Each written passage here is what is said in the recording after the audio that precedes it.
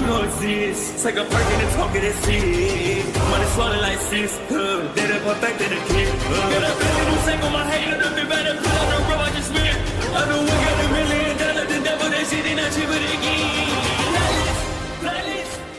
Hello and welcome back, fellow anime lovers, to MangaMuse. I am delighted to have you join us once again in the world of fanfiction and fantasy. This is the second part of What If Deku Enters Teenage Mutant Ninja Turtles. Special note, this fanfic is written and a masterpiece of Raven 716 on FANFICTIONnet. Do check and support the author too. Now smash the like, share and subscribe button for more. Also press the bell icon so that you never miss such great parts. Thanks for the introduction. Now let's dive into the world. Ninja and hero elements combined together. Awesome. Still with an unopened case your arms remained wrapped around. Tsuyu turns back to you. Standing here isn't going to change you. You'd better put on your costume. Ribbit. I shall you mumble a bit. Her eyes linger on you for a bit before walking off. After taking some extra time you set the case down and open it. Unsure what was taking so long, nearly everyone was out front and dressed for the exercise. Hida in the back giving structure procedures on how everyone should board the bus. Izuku scanned the faces of his classmates. None of them belonged to either of the O'Neill sisters. He is sure they'd be here. He also felt a bit bad for leaving once he finished. Something told him to stay behind and wait. Noticing one of the girls he goes over to them to ask, unaware that another student was also searching for the American girls, more so hounding for them.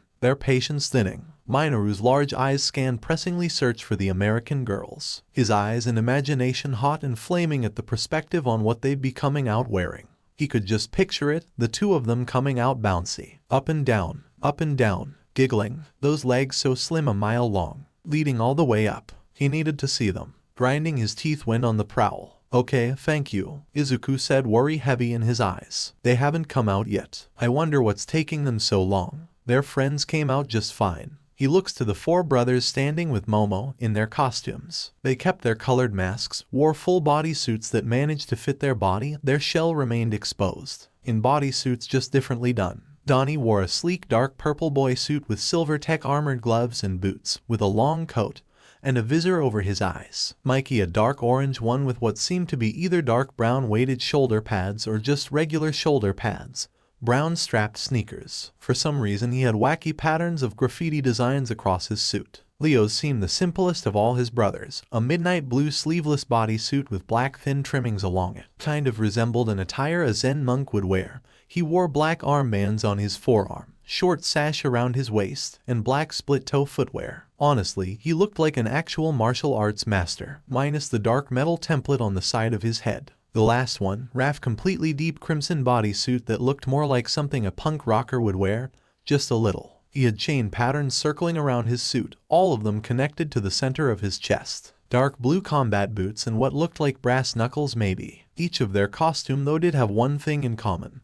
They each had this thin like dark collar around their neck. Izuku remembered what it was for, their costumes. And another thing, each of them had some sort of weapon attacked to it. Leo twin katanas, Raph twin sais, Donnie a metal bow staff and Mikey nunchucks. Anyway, they were done, just no sign of the other two. I found them. New York truly is the Big Apple. The sound of Minoru's shouting joy turned Izuku's head, relieved to see the two sisters coming out. With Yurikara, who was busy chatting away with April. May was with them, just a bit trailing behind the two. Holding something behind her back it seemed. A smile appeared on his face when they reached him. Your costumes look great. He compliments the sisters. The style choices both of them had on fit well. April's kind of reminded him of an assassin, just a bit. The two of them shared a full tight bodysuit. May's was a white halterless suit with attached long sleeves seamlessly disappeared into fingerless gloves. With golden over-knee boots, there was a cutout starburst emblem over her navel and sides. Like April and the brothers had small golden holster on her, strapped around her left thigh, with something in it. She kept her hair up in a ponytail, with bangs swept to the right covering that eye. She still kept that flower accessory in her hair. I know right. Yurikara agrees. Noticed something different about his costume. It wasn't his actual one. Deku, why are you wearing your PE clothes? Where's your costume at? Taking her hood off and pulling the cover off the lower half of her face, April looks at his attire. His black track suit, with thick white lines over his upper body and legs, forming the letters UA, gloves, knee pads with elbow pads, a red belt around his waist and boots. He had what looked like a respirator with a drawn smile hanging around his neck. You saw it after the combat training, he explains. It was kind of trashed. I'm still waiting on the support company to fix it up. Support company? April repeats, wanting to know. Yeah, they're the ones who improved our designs for our costumes. Izuku answers. They really did a good job with yours. She cocks a smile with a small shrug. Thanks, honestly I wasn't sure if it would look. But I like it. Sleek, slim and movable. Not to mention stylish, it accents well. And this, she taps her diadem, his eyes follow. Will help me quite a lot, hopefully. What does it do? He asks, curious. She opens her mouth to tell him, for you to jump in the middle. Nearly in his face. Izuku-chan. Why yeah. He stammers with a nervous smile. Before you could say them, Ida blows a whistle, getting everyone's attention. Gather around class 1A. He nearly shouts. Using your student numbers form 2 neat lines so we can board the bus efficiently. He continued blowing the whistle again and again. He's really kicking it into high gear as our class rep, isn't he? Izuku said. Covering her ears, April groans at the annoying noise. Honestly, she nips. You'd think he was attached to that thing. Having enough of the whistle, everyone boards. That didn't really stop Ida.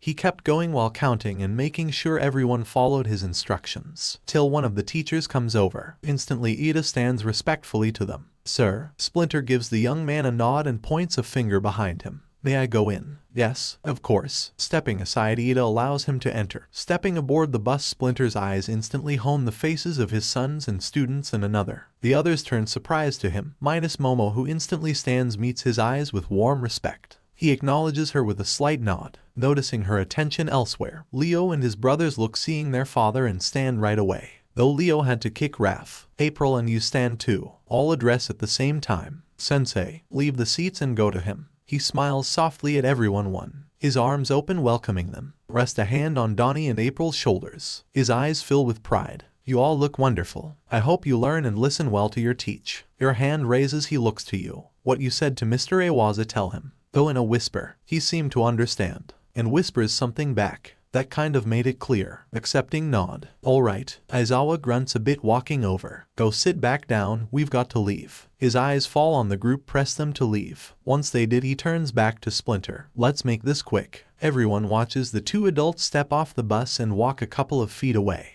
Before talking, it seems Splinter was doing most of the talking, with Iwaza just nodding a bit and stared back. Maybe once or twice his eyes would slide back to the bus. Everyone wanted to know what it was they were talking about. When they finished, the 2 men separated. Splinter went back to the school, and Aizawa came to the bus. Everyone quickly dispersed to their seats. With the last person finally aboard, the driver drove off. You didn't get a chance to ask, staring at the travel guidebook, a finger in one of the marked pages you had. You wanted to ask Izuku, but guess not, sighing, set it aside. Guess you'd have to ask later. Finding comfort looking out the window, sitting in your seat towards the back. It was kind of the only spot you could find, really. The front was kind full, with most of the classmates, April included. She sat with Izuku and a few others. Mikey sat with her too. Leo took the front with Raph, closest to the teacher. Donnie took the back with you. He sat next to the classmate with a bird's head, leaving you take a seat next to that one boy who helped you in the hall, the one with the two-tone colored hair. He didn't seem to mind or notice, that is, until he assumed you looking out the window was you looking at him. Yes? He asked. Your eyes fall to him. He stared back, waiting, cocking a head, unsure what it was. Remember something?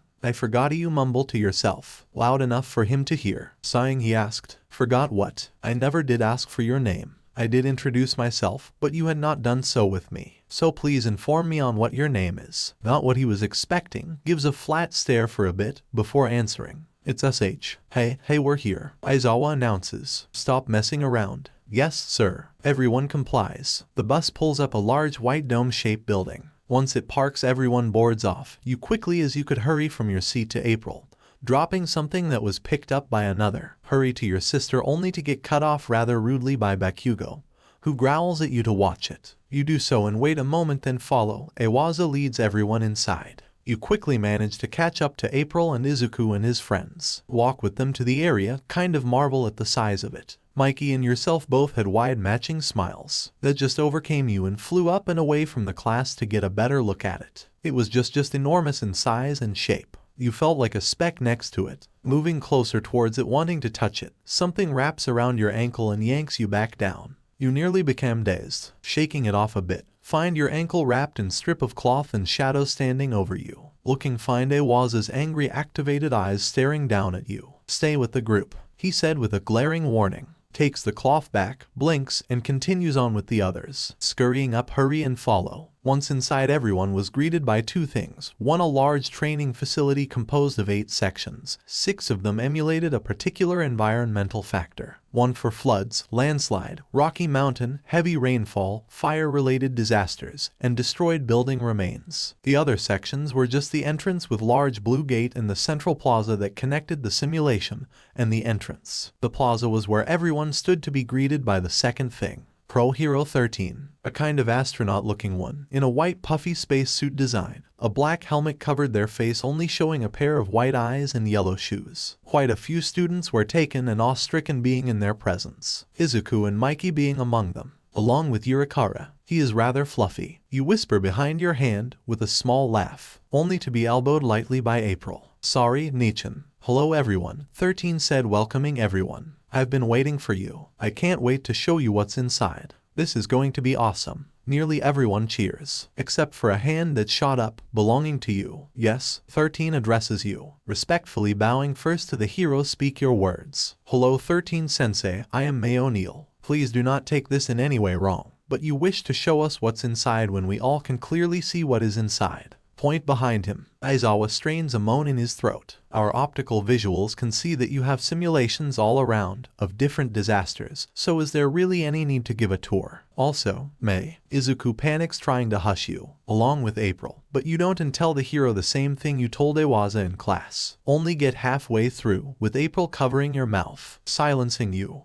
Yeah, sorry about that, April said with a rather high-pitched laughter over your muffled mouth. 13 didn't seem to mind. Training, you say? Well, I assure you and your friends might have some experience, but it's much different when it's suddenly sprung on you. Though I wouldn't be surprised considering who your teacher is. A member from clan is bond to make sure their students are ready. His eyes find Leo and his brothers. Here though is different. Natural disasters can happen at any time. You never know when. Here I created this training facility to prepare you for different types of disasters. I call it the Unforeseen Simulation Joint, but you call it USJ. It is pretty amazing, Leo said, looking at the different areas, with a small lump forming in his throat. It does seem a bit different than what we've faced, he pondered to himself, lifting his visors. Donnie stared wide-eyed. It seems unrealistic to make and have something like this. I mean, don't get me wrong, I think it's amazing. Just the fact being able to replicate these kind of disasters like this. I wonder what kind of tech is used. Raph puffs, with an eye roll. It's not that great, we've faced worse than this. It's nothing really compared all we went through. May's right, why do we even had to do this? Folds his arms with a sour frown. We're ninjas, we do this stuff like every day.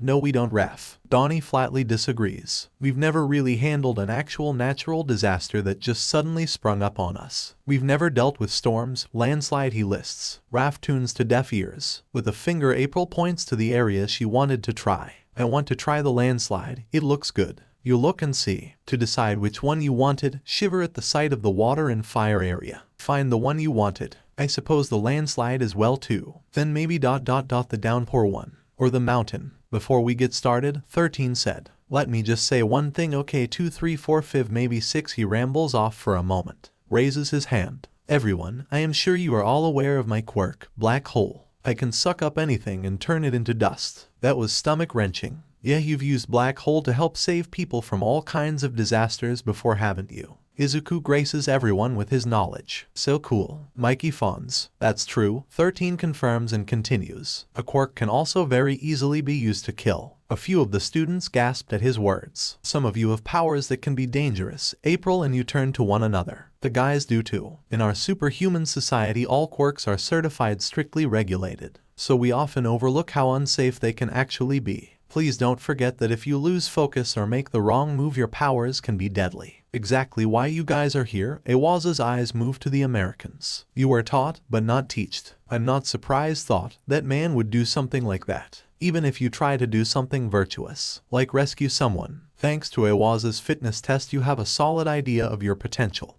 And because of All Might's combat training, you likely experienced how dangerous your powers can be when used against another.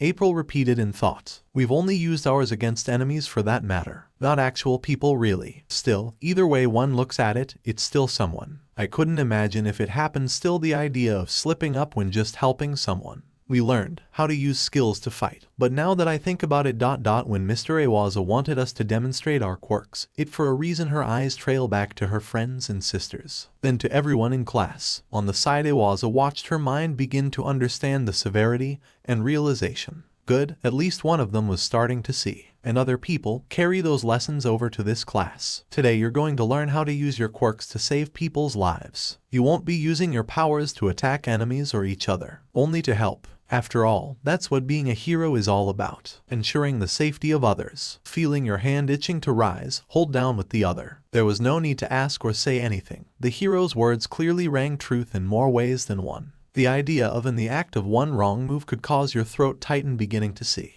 Back home everything was done without natural disters or the thought of actually harming someone. But you would never nor would April or the guys do something like that. Even so, it was a possibility, an accidental one. Taking a bow 13 finishes. That's all I have to say. Thank you so much for listening. Everyone applauds and cheers. Following April and Izuku, you do the same, though not as loud or the same pace as the others. Right, now that that's over, Iwaza takes the floor, pointing to the side. First, he was cut off by lights crackling and suddenly short circuit. Go out, all around the dome, casting the room in shadow. Everyone glanced up and around at the strange occurrences. Was it just an electrical shortage, or something else? Was the training starting? The waterfall faltered, spurting water irregularly. Something wasn't right. Activating her quirk, a blue hue covering her eyes, April calms and focuses, sends out a mental wave as wide as the dome, straining her. She pushes through, gets a painful black lash, screams, falling to her knees, clutching her head. April, you rush to her side, along with Izuku, his friends. The guys hurry over, stop dead in their tracks, stare at the sight emerging down below. What? Raph breathed. What the heck? The pain was flushed on April's reddened face. She hadn't stopped gripping her head. Whatever it was clearly stunned her. Well, to your surprise, there was a bit of blood dripping from her nose. That wasn't good. No matter how many times you, Izuku or Yurikara called to her, she wouldn't respond. With words only, with shuddered breathing. Yurikara's worried eyes looked to you. What's wrong with her? She demanded, the panic in her voice rising. Unable to read minds like April, only going off your own knowledge and visual before you deduce what you could, while providing your own aid to April, holding her close, resting a hand on forehead. There must be something or someone that has either or has mental capabilities like my sister, either blocking her or fighting her. Whatever the interference, it sent a backlash to scramble her mind, to damage it. Izuku's eyes widen, hearing you. Is she going to be okay? Your eyes cringe a bit, holding April closer, shut them for a moment. Open them at the sound of April's weakened voice. As something she slurs a bit, getting up from your hold. You rise with her, holding her, Yurikara on her other side. With a wrist she wipes the blood away, lightly touching her still stinging temple.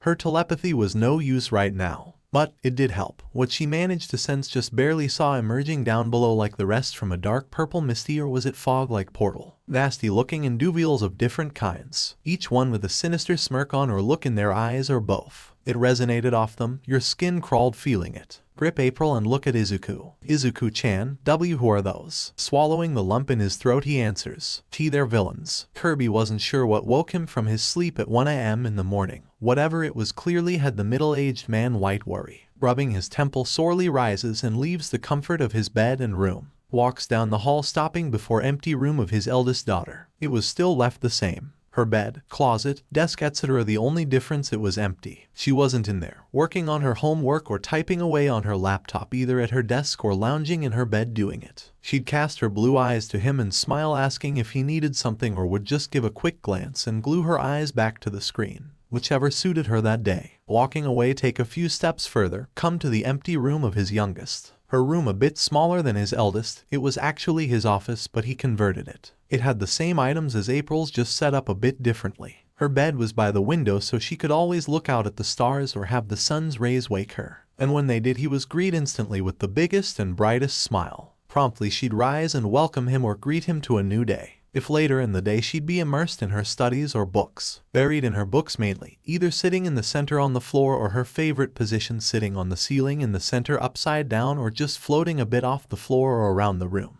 whichever suited her that day. Now it was empty. Hollow was more like. Kirby felt it clench his chest. He wasn't sure why he agreed to it, but he knew that it was a must. His daughters would become better and well at work. Some would ask how he was doing. He hadn't spoken much about it. Just stated his girls were studying aboard really, and that he was proud. He still was proud of them, both of them. He just wished like any father they were well and safe. Because right now something ached in his bones that told him differently. Differently was exactly what this was. Villains, they looked nothing like any you, April, or the guys have faced. To add, each of them had a different ability. The villains from back home were nothing like this massive villains emerging down below from the fog mist like portals. Each one that stepped out, fear rose within the students, some stricken with it. Not saying necessarily that Leo and his brothers, where are you, and April, having gone up against foes, it was just adding more. It was the same ones, so it was clear who and how to handle them. Also there was time, gather intel and study them, form a plan, and should they ambush all of you. It always started with a minimal standoff before engagement. Not to mention Leo would be the one to direct the plan of attack. Also there were the shadows. Here, there really wasn't any, even though the lights had faltered.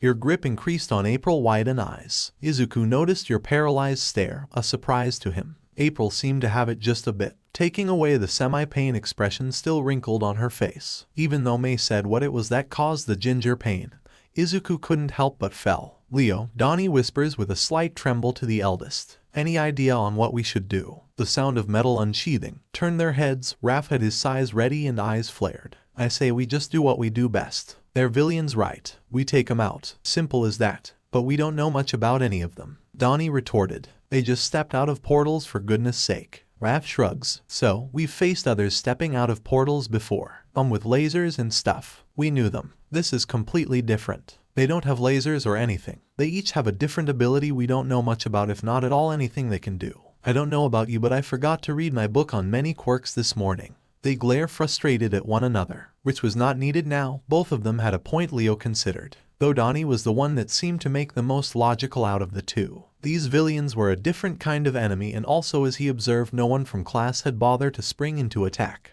Each of them stayed back here, a smart move, cause who knows what could happen should they engage. Then again, what might happen if they didn't engage? With these thoughts, his hand instinctively reached back and grabbed his katanas. Noticing this, Mikey whips out his weapons, giving them a spin and laugh. Oh yeah, was gonna do it. He hoots. About time. Man, I was wondering when we were going to jump. No. Aoyaza clipped his hype with a look to match. Don't move. Brings his goggles down, covering his eyes. Prevent any of the students, mainly the Americans, from noticing his hoping from each of them. Can't allow them to engage. Recall the conversation between Splinter and himself, away from the ears of others. The mutant was firm in what he expressed. It was part of the deal anyway. The principal too made sure to sprinkle a bit as well. They come to class, do the requirements, engage in the trainings, and well, this right here was unsuspected. All these villains appearing in on signal area. Despite the situation, Aoyaza had to end this quickly as possible. Possible seem impossible. There's so many. By the time your eyes finished counting, some more appeared.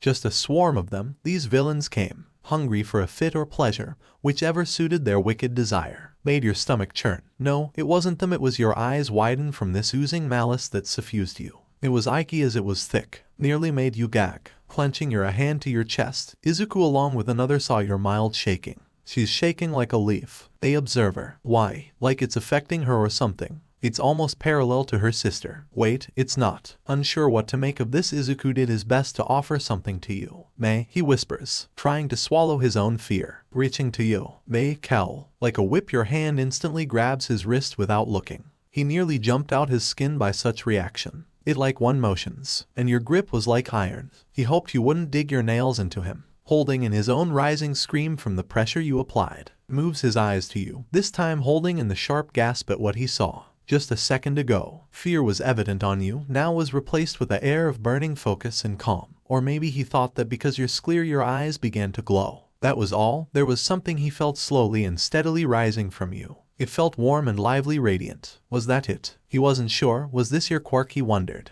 The intense focus wrinkled on your brow and eyes honing like a hawk. He was sure they seemed to be counting or scanning each villain down below. Izuku-chan. You whisper his name, turning your eyes to him. They smile at him. Do not worry, Izuku-chan. Hold a hand back to him. It shall be all right. I will not allow harm to come to you. Or, your eyes look to April, who not had her game face on. Why, Nichan? There was an underlined fury behind you, calm words that sent a slight shiver down his spine. Even more so when took steps towards the villains. With each step his eyes grew at golden luminous slowly surrounding you. Dark gold markings slowly began to make themselves visible upon you as well. Others turned, noticing the beginning light show. Whoa, one of the students gasped. What is she, some walking glow stick? Raising a hand outward towards the villains, Izuku remained frozen, watching the energy collect solely in the palm of your hand.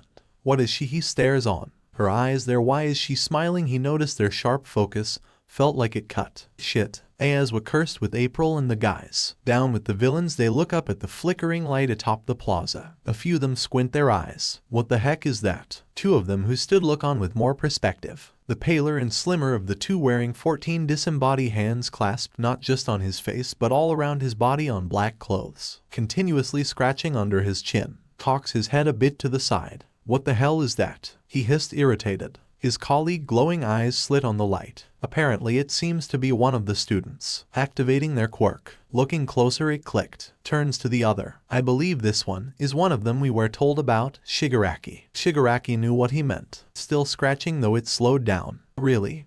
Either way, they're not All Might. Nothing but a bug zapper. They understood Shigaraki's attention wasn't on the bug zapper for now. Even so, Kurogiri knew it wasn't far from his mind. To see them out in the open, this would make excellent data information to see how their quirk worked. That and something else came to his mind. If one was here, then that means focus, check. Internal emotion, check. Clear mind and jovial, double check. Essence or aura, ready, check. Even part, ever nerve and cell ignited inside. Feeling the other's rising fear, the pain upon your sister you were ready to release. Everything around you faded and pinpointed upon the target. You had to make sure you kept feeling it, otherwise it wouldn't work. It started as a glow from inside and expanded outward, almost similar to Raph's, just different. 1. You didn't produce heat. 2. Unlike him, what you did required a trade. Yes, you had some of your sister's mental energy, but that wasn't what provided you fully with your quirk. This one was, you just hoped not to overdo it. Too much and precision, and it was all you needed. Feeling your hand had collected enough, get ready to release, inhale, and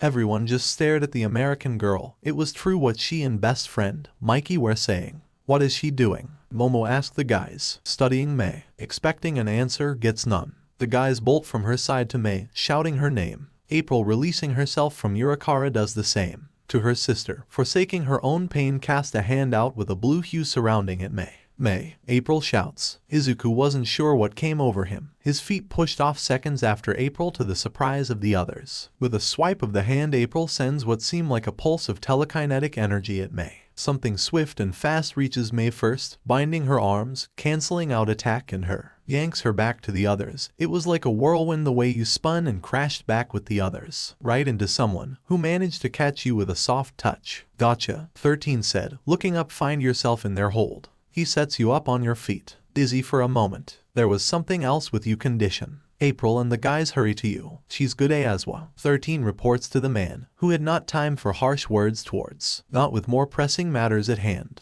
Good. He turns back to the villains. 13. Get them out of here and alert the main campus. Actually, if they got the ability to block our sensors, they might be jamming our regular communications too. Address one of the students next. Kaminari, you try using your quirk to contact the school. Following the order given, Kaminari raises a hand to his earpiece. Determined. With things secured, Ayazwa gets ready to face the villain, Izuku, in a panic. What are you going to do? You can't fight them all alone. There's so many of them. Even if you nullify their quirks, your fighting style isn't suited for this. Your power works best in stealth and one-on-one fights. It's not gonna help with a group. Seeing his reasoning, Leo steps up. I agree, sir. He draws his katanas, ready. Please allow myself, brothers and friends, to assist you. We're pretty good when it comes to group attacks. He looks to each of them, trying hard to suppress the rising smirk itching to show. We work very fluidly. They'll follow my lead and commands. This isn't your fun weekly or monthly get-together. Iwaza nips back. This isn't New York where you and your pals take down the same person over and over again, where you know them already. This is a complete different playing field where you don't get to have luxury of observing from afar. Go back and make a plan to counter them later. But, sir, Leo refutes. We're well trained in. Iwaza's voice struck like ice, silencing the teen.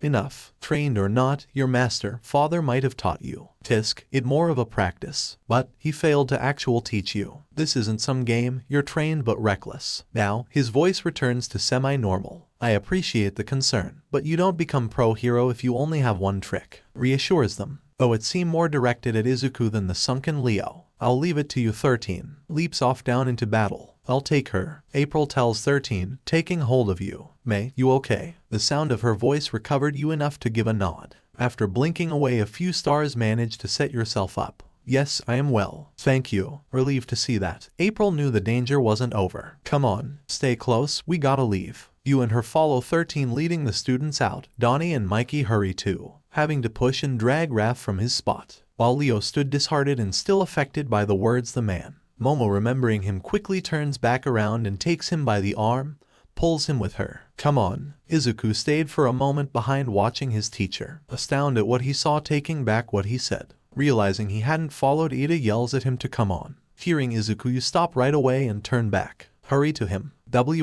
April realized you left her side, stops and tries to grab you back, but you a few seconds before her reaction. Taking to the air, hurry to Izuku. Hand outstretched to him. Izuku-chan, please take my hand. Hearing you, he looks and grabs it. Relieved, both of you flash each other a smile. Seeing he was fine, fly back to the others, drop Izuku among them and land too. Your body stiffens for a moment from the dark and purple swirling mist presence that emerge from the floor, appearing before everyone, blocking the only exit out, halting everyone instantly. A few geared themselves ready, Raph being among them. April too, her hand out and hand glowing. There is no escape for you. The mist with flaring yellow eyes spoke in a dark and icy calm voice that, oddly polite, struck fear in a few of the students, made your heart clench. It is a pleasure to meet you, he spoke with formality. We are the League of Villains. I know it's impolite, but we decided to invite ourselves to this haven of justice to say hello. And besides, isn't this a fitting place for All Might, the symbol of peace, to take his last breath? I believe he was supposed to be here today, and yet I see no sign of him.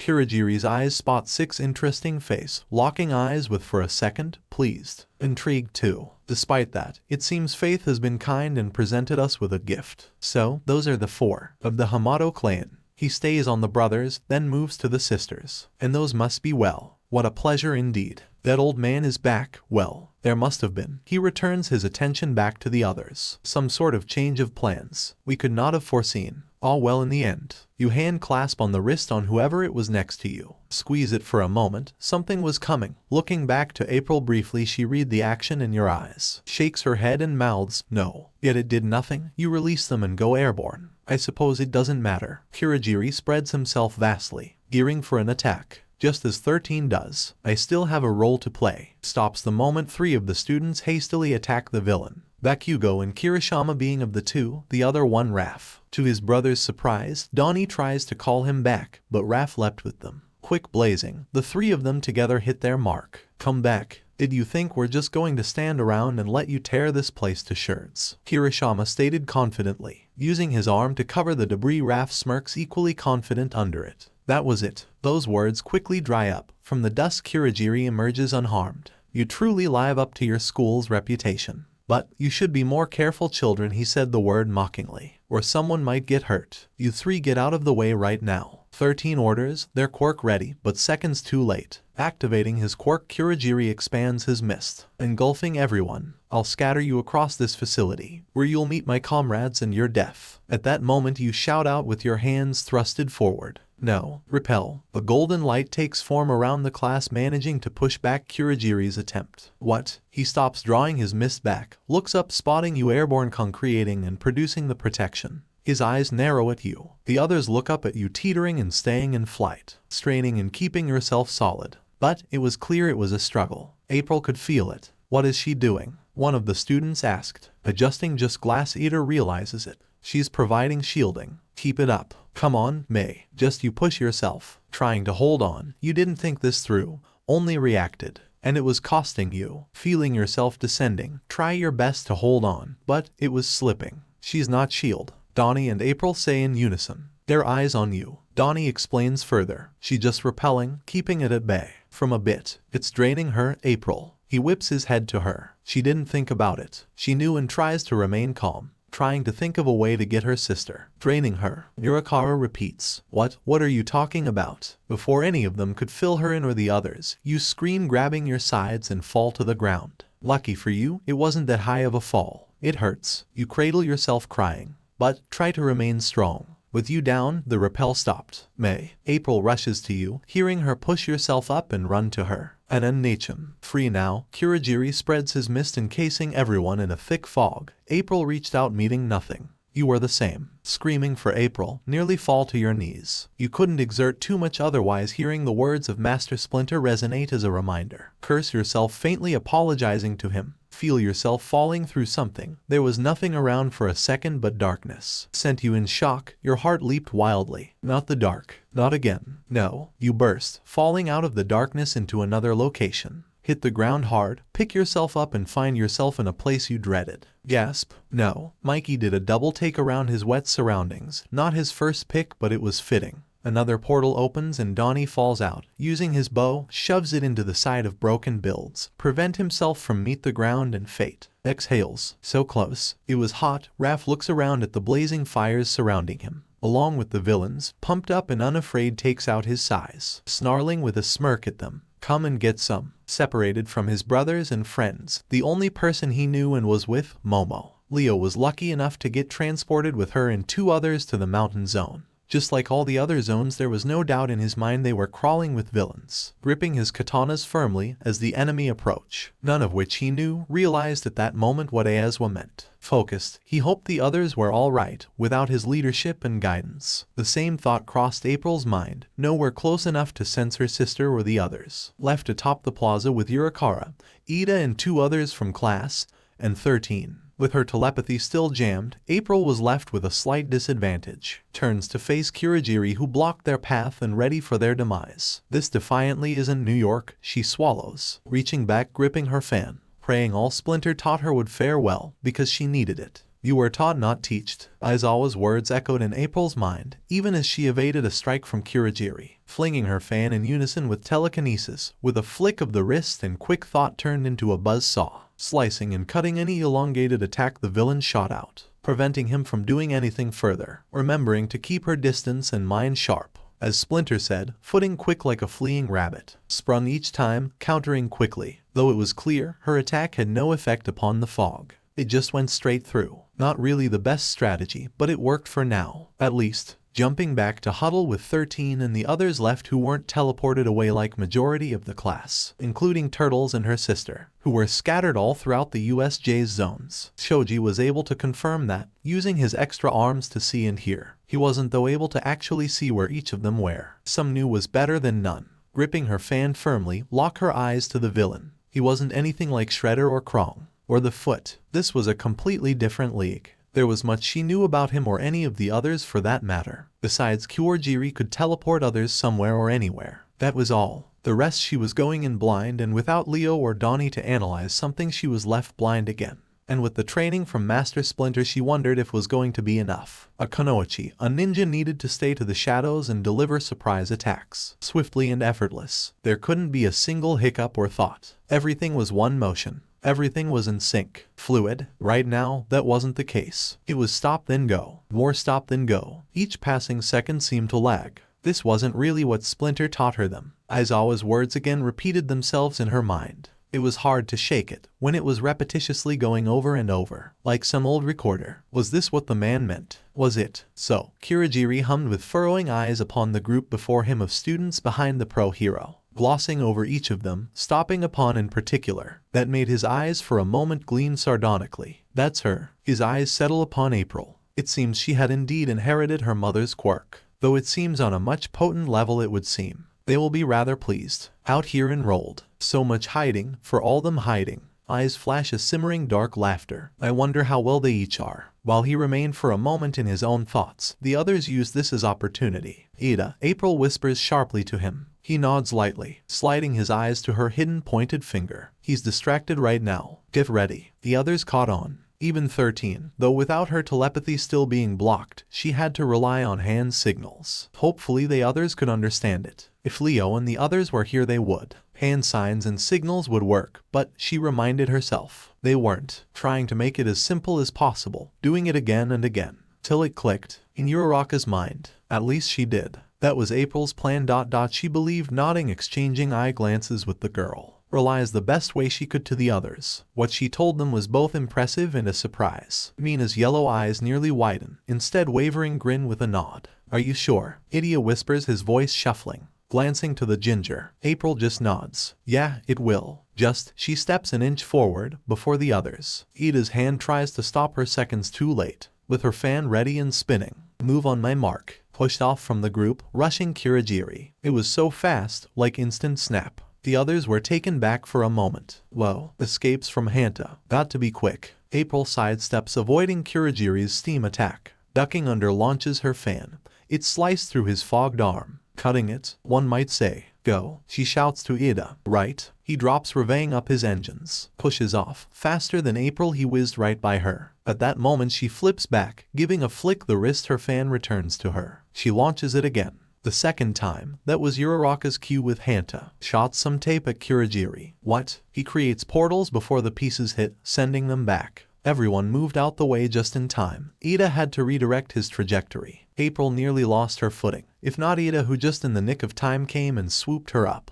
bringing her back to the others. You okay? Mina asked. That was close. April growls low with a stiffing nod. It didn't work. It was supposed to work. Normally it did. With the others, Splinter taught her that. Again Iwasa's words repeated themselves again. It wasn't the time for that. Shaking them away. If she had the others, then that plan would have gone well. None of them. Her eyes moved to each of her classmates. None of them were skilled like her. They weren't fine-tuned. That was rather impressive. Kirigiri's voice cut across her thoughts. More so, whipped them. Made April burn even further. Her eyes flashed to him. His eyes slit more, expending himself. Girl, the Hamato taught you well. What? Spread across April's face. 13 pushes her further behind them, pointing a direct finger towards the villain. Your plan was good. 13 compliments April. But you've got to remember, it's not just about a single-minded thought. Taking the foe down instantly and expecting a swift victory. We can't read your mind. We can only get out one. We have to work together. You're not a ninja anymore, you're hero. I mean no disrespect, but your master taught you well. But she got it. Yeah. Her head drops a bit. Glad to hear. 13 still themselves before her and the villain, who now expended himself, blocking any way of getting through. Touching his fog would be disastrous at best. Still, they had to get Ida through. If only she had access to her telepathy, then ... Her eyes looked to the villain. Then she'd be able to know his thoughts and how he knew Splinter. The desire flashed in her eyes. Kirigiri saw and gleamed. The bait was set now. April. Uraraka's hand comes down on her shoulder. The ginger turns, finding the brunette smiling, with a hand out clenched into a tight fist. We got this, come on. Another hand comes on April's other shoulder, turning to it, finding Mina with a confident smirk and thumbs up. Yeah. The fire in their eyes reignited April's, standing firm, a smirk etched on her lips. Alright, let's do this. Got to act like a hero, not a kunoichi. Her eyes glanced quickly at the others. They were ready too. With no knowledge on their skills or abilities besides information given by Uraraka and Ida, she had to be ready and do her part. Fan out, whirling around, picking up speed with each spin. Faster and faster it became. It started to emit a buzzing sound. Ida, you've got to be ready. Okay. He was, but the tightness and sinking feeling weighing not just in stomach but also his legs said otherwise. Wrinkled upon his face, opens his mouth to object, closes it, seeing no words would sway his classmate's decision. He was the one to do this task. It was already decided. What more could he do? He had to be the one to go and get help in this unexpected chaos. Everyone here was willing to help give him that chance. He had to take it. I'll be your shadow. April's cool words break this weighing thoughts. Under her mask he was sure he saw a smirk flash. It showed in her glowing blue eyes. Her words struck something in him. The calmness relaxed over her face was equally impressive. There not a single crack he could see. It caused someone to squeal internally. You've got to get out, Idia, she continued, taking a few steps forward. He noticed she didn't distance herself this time. Again, standing with Hanta and Rikido, Ida tries to say something. April wouldn't let him. Everyone's counting on you. I'm counting on you to see my sister and friends. You're the only one who can do this. We've got your back, class rep. Grinning, Hanta couldn't agree more. The others shared April's words. Use your quirk to save others. 13 restates their philosophy from earlier, nailed it in Ida. The heaviness he felt before vanished, nods. Adjusting himself ready, the hums of his engines tell everyone he was. A sound that spread April's smirk more. Even if this your only option,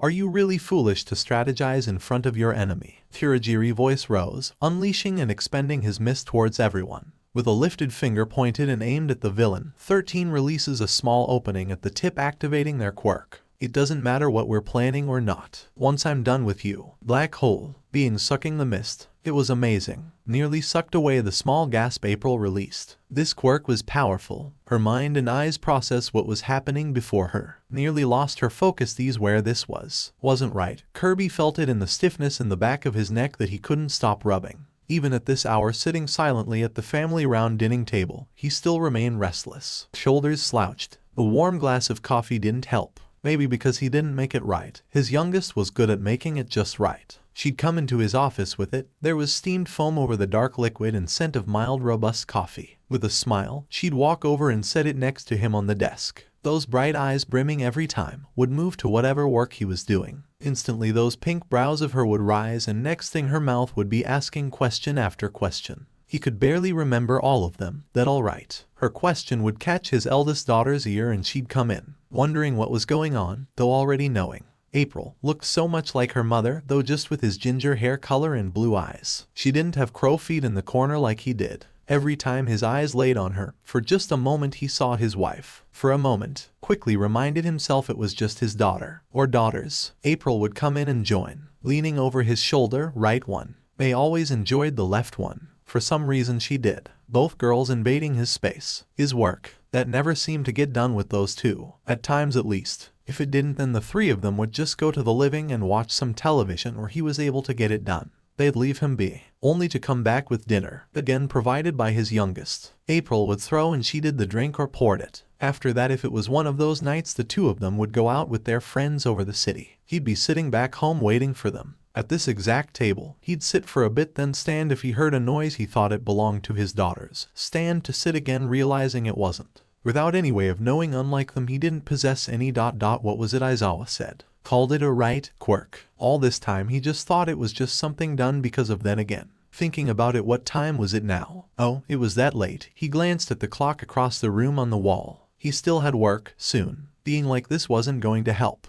He needed to keep his mind busy. Even it struggled to focus. Standing, cup in hand, walks to the kitchen sink and pours the coffee out. Yeah, he didn't make it right. Sighing, sets the cup down. Kanach's first and now heroes. Why did his daughters have to live such? Why just like why did he let them go? Splinter was there, so there really wasn't much to worry about. Just the fact the nest was empty and this unshakable feeling humming through his bones. A feeling that was equally shared 6,000 miles away by Splinter. It took its form, wrinkled upon his brow, growing deeper, matching the frown creased on his lips. Strong enough it could crack a stone. This set intuition, this sensitivity was rarely wrong. After all, he was a Hamato, standing before one of the windows in the hall, overlooking the vast campus and the students down below. No class, right? It was a free period. This gave him time to be with his rooted thoughts. His sons, though Nezu gave his word it just from this morning that disintegrated no decay gate was no mere need to worry. It was clearly a sign someone was trying to get in. That alerting alarm was no mere tripping of accident. No, his mind knew there was more to it. No matter the words the principal said. Just as his eyes were sharp and toned, so were his ears. Perhaps this was not best. His voice falls. My sons, you must remain safe. Should have thought he wished not to say, biting his lip, preventing the words from coming. They'd have protection ... that was promised. Stepping foot back herein, back home still had not settled well. Should they, his family, and then the girls. They, his throat tightness, took a deep, pained breath, closed his eyes as his ears folded. My sons, please be safe. Standing in the same hall about halfway down. Having just stepped out after rather ... long rest and lecture from the principal. All Might watching the Hamato from a distance. Remaining as still as he could, slowly and lightly did his feet begin to move. Careful not to attract any sort of attention. The mutant seemed rooted upon something. The way his eyes heavily reflected back. A part of him wanted to say something. The other part told him no. Moving further and further in the opposite direction. Leaves the Hamato to his thoughts, only to release a breath when All Might felt he was clear in distance. His presence didn't go unnoticed by Splinter, nor did another's approaching him. Raising their white paw patted upon Splinter's hip. Ah, brother, Nezu said. Something seems to be troubling you. Words that clearly were true by the sharp look Splinter slid to him, which was overlooked. Chuckling a bit, Nezu takes his paw back and stands next to Splinter, looking out the window too. Since we're both here, how class been going with you so far? I hope the students are appreciative of your knowledge. It is quite informative. Did you introduce them any new lessons? Splinter said nothing. As expected, Nezu kept going. I'm sure whatever lesson you provided was well. Some students I heard some are quite fearing of your methods. But, I know, he takes a moment putting the right words together. What you teach is essential for the growth. That there is nothing to worry about, as long as they apply your teachings, which I know it will greatly prepare them for any task they will or shall face. Right, brother? Nezu looks up, smiling. Splinter's eyes did not meet his, but that didn't mean he didn't feel them and ears didn't listen. The words Nezu used was also very true. Indirectly, the principal nailed it showed in his shifting eyes. That sighed and settled meeting Nezu's smiling ones. You seem much better, brother. He cheers lightly, raising paw points a finger down at Splinter's feet. Now, about your shoes, I insist you wear orange, much like myself so that we can truly match. What do you say? Or better, how about we talk over some tea? I would much enjoy that. Grumbling, Splinter nods. Follows the animal. Correction, brother. I hope you enjoy chai. I've come to find it prickly. Indeed, Splinter said. Indeed. Indeed, this wasn't really how Mikey expected a field trip to turn out. With villains attacking, becoming separated from his brothers and friends, winding on the ship in the middle of the shipwork zone, surrounded by well-water-themed villains, all with hungry and devouring eyes, ready to attack the moment he and the other three transported with him, that green-hair kid, Izuku, that really short and big-headed kid with hair resembling grapes, Minoru, and that cute girl with the frog-like appearance, Tsuyu. They didn't land on the ship with him, ended up in the water, well except for Minoru. Tsuyu and Izuku came aboard. They all four of them like sitting ducks with razor-sharp teeth waiting to just sink their teeth into their skin. Murderous smiles on. It was both amazing and well shuddering. Though the smile spreading from ear to ear on Mikey said otherwise. His eyes looking upon each villain that just remained still and waiting.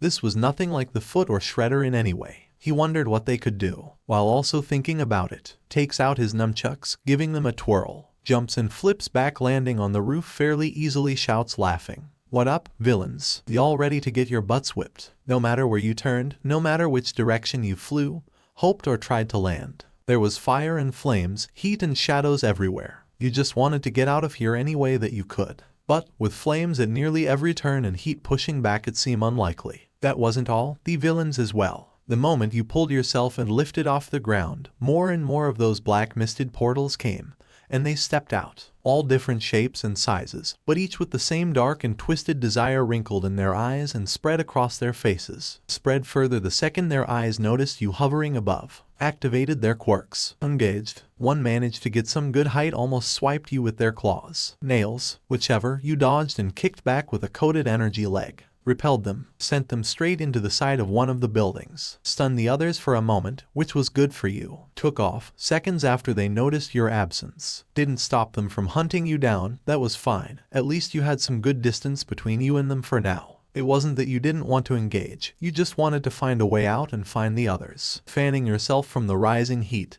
This place was to be part of a training exercise. How could some place like this be considered a natural disaster? Back in New York, you had never experienced such an environment before. A place constantly on fire. Sure, you've seen the buildings where a quick fight was done with foot, but you stayed back while the others went to handle it, providing the support and assistance should they needed it. And if you did contribute, it was to produce coverage, cutting off the oxygen around the place to settle the fire. Right now there was too many fires that needed to be reduced. You couldn't remain back, and Leo hadn't given an order. Or April, left your mind jumping. That you dropped out the sky to the ground. Quickly tucking and rolling managed to cushion the fall. Not that it hurt much, more like a very small breezy sting. Pick yourself up. Check over there. She couldn't have gone far. You hear one of the villains shout not too far. They were closing in fast, you needed to keep going. Flying wasn't quite an option right now, it would give you away instantly. And you couldn't have that. So by foot it was. And not too late either, the second you spirited away, the villains came finding no one. Not even seeing the tip of your pink hair as it turned the corner. Though someone's small black eyes did, from on top of a lamp post. What? Squinted their eyes to further see, past the flames. Yep, that pink hair and white and golden jumpsuit was uncanny. Jumped to the post and the next one towards her direction. So, she got sent here too. Whipped out there, grappled onto the next post, swung, flipped themselves up. The moment they did spot two villains heading in the same direction as themselves. Not good. They needed to hurry and assist them. Using their tail push off with his tail propelling over a few more posts, at least 4. kick off the top of one, land on the roof, use their tail again and propel themselves. The instant they do hear a scream, lurch their heart. No, that wasn't all. The moment they landed on the edge of the roof, something large flew up, almost knocked them back. What? They jumped back as another figure followed after, with a golden burst. Used their tail to quickly shield their eyes for a second. Quickly removed it when the two figures' no bodies dropped back down. Shit. They were falling fast. They needed to reach quick and move, otherwise risk being crushed. That couldn't happen. From below, a something zipped up towards them, leaving a stream of golden yellow behind. With a hand outstretched, gripped them by the collar of their white karate-like outfit, yanked them out of the way just in time. It happened so fast Michiro wasn't sure which happened first. The bodies that crashed down in the spot that would have been his grave, or the stream of light that hadn't let go, kept a firm grip on his collar. That wasn't all either. Feeling there was nothing solid under him and his feet dangling, looked down, nearly jerked. Everything was under him as he passed over. Scratch that flew over. "Are you unharmed?" A voice broke through his attention, turned him to the owner. Finding it was you, flying over, with him in your grasp, that seemed to tighten, he noticed. And tremble. That wasn't all either. He noticed something else about you. Your physical appearance was like back at the entrance when you stepped before everyone, activating your quirk. Become surrounded by the golden luminescence that softly covered you in those dark golden markings ... that looked like twisting vines, becoming visible, slowly winding themselves around your fingers. He wasn't sure how far they had gone. With no response, you asked again, "Are you unharmed?" Michiro gave a nod.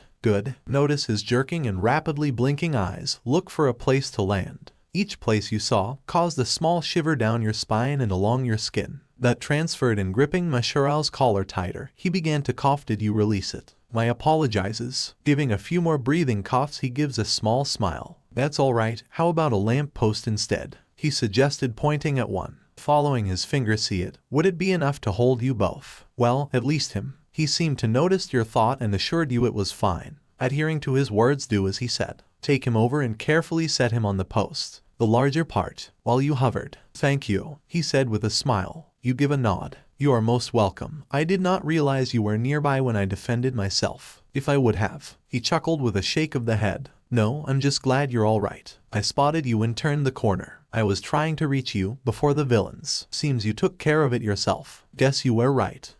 Tilt your head. He repeats your words. That you have training already. Yes, well, myself, sister and friends have been trained to handle many things. The way you said it. He noticed the way your hands slightly trembled. Even as you smiled. Are you? I must get out of here. Cut him off, and search for my sister and Izuku-chan. Mumbled another part to yourself from Michiro's ears. Have you located such a way? He shook his head, to your disappointment. Though I'm sure there is a way, he assured, resting a hand on your shoulder. Right, though, we should focus on finding out how many villains are still here. I've counted at least 4 so far, and with you that's 2. Altogether equals 6. 9. You correct. To his surprise, 9 villains. Earlier I managed to subdue one that came to attack. The others followed me once I created distance. You must have encountered them, and managed to defeat them. Give him a pat on the shoulder, one he tried not to take offensively. So, that means they're all taken out. He concludes. A thought. I suppose they are. They are not ninjas, so they will be easy to spot. Even so, their quirks are each different and unknown, meaning that it leaves you a bit unprepared. Michiro's brows almost furrowed. Me as well. If I knew what their quirks are, then I could better prepare myself. I wish to be able to sense them. What you said rose a brow on Michiro. Sense them? He seemed surprised. Yes, turn forward. Reach a glowing hand out. I wish to sense them. Then I would be able to know where they are. The villains? You shake your head. No, not them. My sister and Izuku-chan. My friends. Everyone else from class. But your lip quivers a bit. Mainly my friends. They are too far away, or something is preventing me from sensing them. The villains, as you inquired. Pause for a moment. A golden yellow hue filled your eyes. A soft and radiant rippled itself from you. Spread out. Michiro wasn't sure what it was, but what you did had some effect he couldn't describe. Everything in him felt was bright. No. It was calm. No, was something else that felt like joy of a rising sun. Melted any negative feelings away. Produced a small smile. He nearly got lost in. It was the same when you produced that shield. Was it the sun? He wondered. Look to you. Is this her quirk? He thought. Your hand returns to your side. He noticed the slight wrinkle on your brow. I could not sense much, only those who we have taken out. There is still turned to him, brows drawn together. Nachin Izuku-chan. Clenched your fist, nearly dropped out the air. If Michiro didn't catch you. Realizing what almost happened, release yourself and retaining your hovering. I must find them. Declaration nearly took him by surprise. Despite your attempt to remain and be calm, your frazzled eyes said otherwise. If I cannot. No, you couldn't think like that. Shaking it away, push through and smile. A smile that threw him by surprise. Just a moment ago your eyes were sunken and you voiced ... wasn't trembling. In fact, there was not a single trace, washed away. I shall find them. Nichan and Izuku-chan. Everyone affirmed, thrusting your hands up, giggling, giving a small spin. Then I shall look for my turtle friends. With Leo, he will be able to devise a plan and we can finish off all these villains. Protect everyone, it will be a slice of bread. A saying that left Mashirao confused. He was about to correct you, but you kept going. There is nothing that I and my friends cannot do together. Izuku-chan will be safe. And when he is safe, then we shall make sure to do all on the list and in guidebook. Especially seeing A. You trail off, stop yourself. Clear your throat. Getting a little ahead of yourself, how silly. Taking a steady breath, calm yourself, refocus. Gaze around in each direction. There had to be an exit here, you just knew it. Though if Leo and others were here then it would much quicker to find a way out. Leo would instruct everyone to split up either in pairs or individually. When it came to that, Donnie would have a way in which everyone would stay in touch. If not, April would come in. Then you'd follow after her, scanning for any nearby auras that were not welcomed. Yeah, with them here this would be so much easier. Because. Hey, Mashirao's voice cut through your thoughts. You turn back to him. Find his a warm smirk and soft eyes meet with yours. You had to turn away. Mutter an apology. It's fine. Words came out kind. Eased you a bit. Even so, you shouldn't be acting like this, all freckled and rolling stomach. It was just like New York, you began to repeat in your mind. Over and over again, pumping yourself up. It was just like that. Everything would turn out fine. You'd find everyone. Find Izuku-chan and he'd take you around like he said. He would. Focus. You needed to focus. Yeah, that was it. That's what you needed to do right now. Find that dumb exit and get out of here. Out from these flames and heat that continued to cause a faint shudder upon your skin. It didn't really go unnoticed by the way you kept drawing yourself back. Slipped your hands behind your back, pulling on them just a bit, and shaky glances you kept giving to the flickering flames. Flinched at some that popped or flared too high. Held that whimper in well. Kept that smile on. Will you be alright? You turned to your classmate. If I am to leave and search. There was no point in answering. Mashiro saw it clear in your eyes, the decision was already made. Even so you insisted on asking. Yeah, I'll be fine. Felt yourself bubble from his words. Thank you. Bow your head to him. Before flying away, stop remembering something. Turn and go back. Stare him in the eyes. If you do not mind, slightly get into his space. He shifted a bit, scratching his cheek while his tail slightly stood on end. Shot straight up when your hands clasped on his face. Felt something strange rush through in between you and him. It happened so fast, ended before he realized. Left him stunned and with powdered cheeks, and touched his face. It was warm.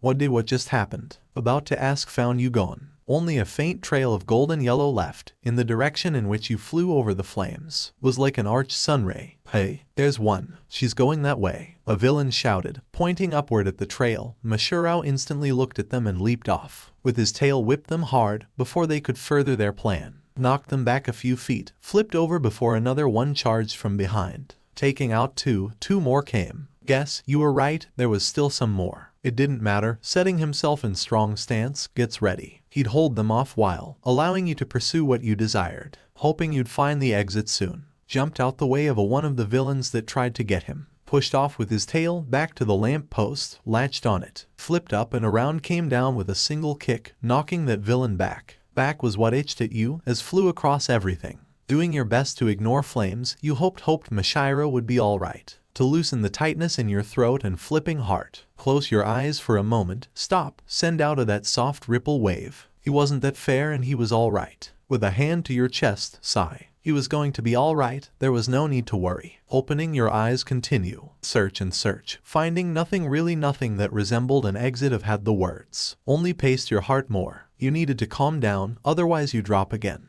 It was going to be alright. It was going to be just like New York. Everything would turn out fine. Turn out well, like it always did. April would be fine. The guys would well and Izuku would be safe. Everyone would be safe. The moment you got out, search for them, locate them, meet up with Leo. Gather everyone together and finish the day like nothing. Return back to the lair, well maybe not this time. Return back to school, you supposed. And then from there maybe have some pizza and all would be well. Perhaps the others would like to join in the celebration. Hopefully, they like jelly beans on theirs. Mikey did. Nope. No exit. Turning away, search again. Come across nothing. With each turn down, your heart to just shrunk. And then you just with a balled up fist drive it forward into the wall. Busted hole. Not a bit one, but a decent size one. For you at least. Still you gasped. Hands clasped over your gapped mouth. Master Splinter would be so disappointed if he saw what you did, and 13's words briskly echoed in your mind. Did you hurt someone? Yelping, hop out right away. Look left and right. There was no one. You buried them. Grabbing pieces the crumbled concrete,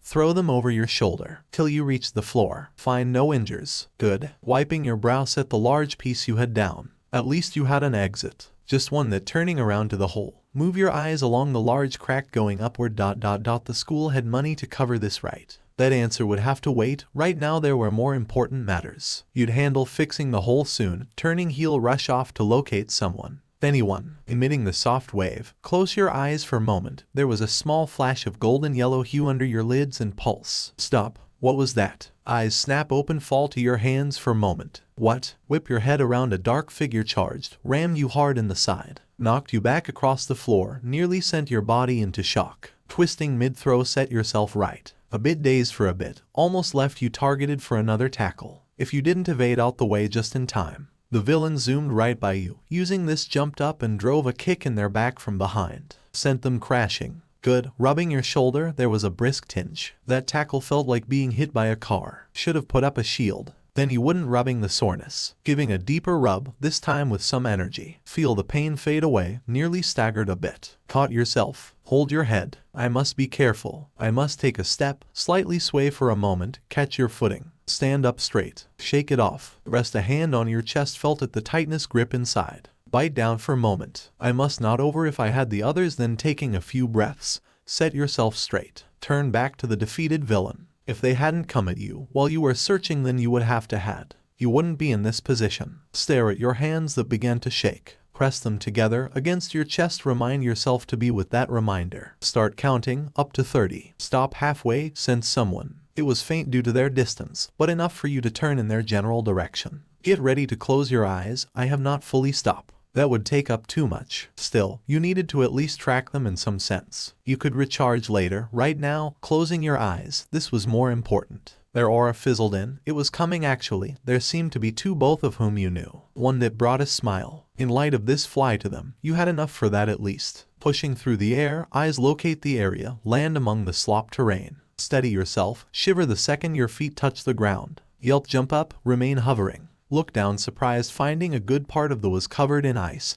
and the villains curled up, shivering, defeated. What? Cock a brow. Who could have done this? From your own records, that you knew from one of the two auras you sensed, their quirk could not do this. No. Having seen it firsthand, it was impressive and befitting for them, but they could not produce ice like this. The ice was beautiful, like pure glass. You saw your own reflection the closer you got to it. Taken by it, reach out slowly when a hand gripped you by the wrist. May, stopping you. There was no need for alarm. You knew that rather stern nasal voice. Donnie, turn to him. Throw your arms up and wrap them around him. Giving a squeeze. Donatello, with his arms pinned down and cracking bones, and struggling breathing, couldn't respond till you let him go after a few seconds. Sucked in air like gold. Realizing what you did, touch him. Set it straight. Just a bit. Thanks, he said between breaths, rolling and rubbing his arms. Did you get transported here? You shake your head. Frown. I was where there was fire all around. Glance in the direction of the zone, quickly turn from it. Your shiver didn't go unnoticed. Earned a light touch on your shoulders from Donnie. Sorry about that, May. Glad you made it out. Wait. He noticed something, the dragging of your hovering.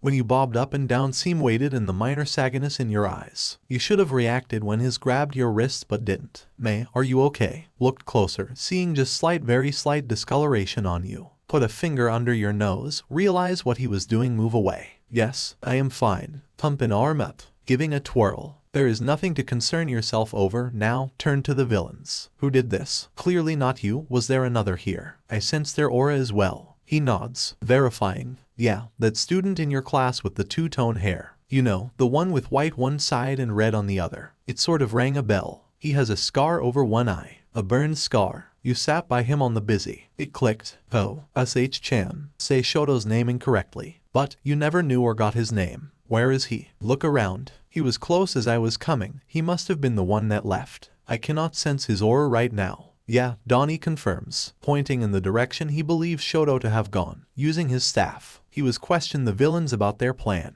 Plan? Give ears to Donnie. He nods. Yes, something about All Might. The #1 hero. I wasn't able to get much, but that's what I heard. Pinched his chin looking up, in hopes to remember something. Gave a shrug. Have you managed to locate the others? Your eyes and chin dropped to the side. No, I have not. I cannot sense my sister really. With her telepathy still being blocked has left me in limbo. I have not been able to locate Leo or your brother. Noticed your hands clench with each word, and voice slightly rise. Grunt, neither Izuku-chan. They are not close enough, but I will find them. Find them all. And once I do, once I find Leo and the rest, we can clean up this fight with the enemy and be done. We just need Leo's guidance, and all will be well. We will come out of his unharmed. Head back and enjoy delicious pizza for a job well done. Smile, turn to the villains. They might our current enemy, but they are not different really from the foot ninjas and Krong. We have the training for this, just like back in New York. Donnie just stared you. Every word you said was just like New York. It was this dropping his eyes to his staff. The villains he managed to fight against coming out fine,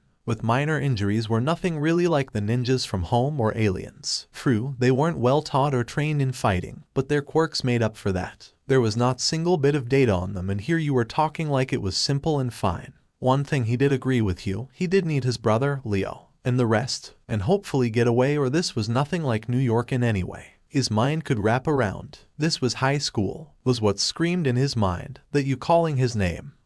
He looks to you. I was saying that maybe it would be best that we try to locate the others, since it is the two of us, or see if others have finished and soon to meet up. Since I have not fully registered the auras of our Wanna classmates, except for Izuku-chan and SH-chan, and of course my Nichan and you guys. Oh, I have managed to register a new fellow classmate, the one with the tail. Point to your tailbone. Donnie gave it a thought for a moment. That was interrupted. Yo, Donnie, May, Mikey shouted, turning you and Donnie. Find him at the bottom, walking past with that frog girl from class and that short grape-haired kid, waving with that wide goofy smile on, throwing up hang loose. Donnie's face fell with an eye roll. Michelangelo, you exclaim, hurrying to him down below. Donnie followed, reaching a few seconds after you. You are unharmed. Throw your arms around him, almost knocking him over. He managed to keep himself from falling, despite the looseness in his legs, which you noticed, actually felt. Put a hand upon his forehead. You are shaking. Are you okay? Gasped, noticing Tsuyu and Minoru were carrying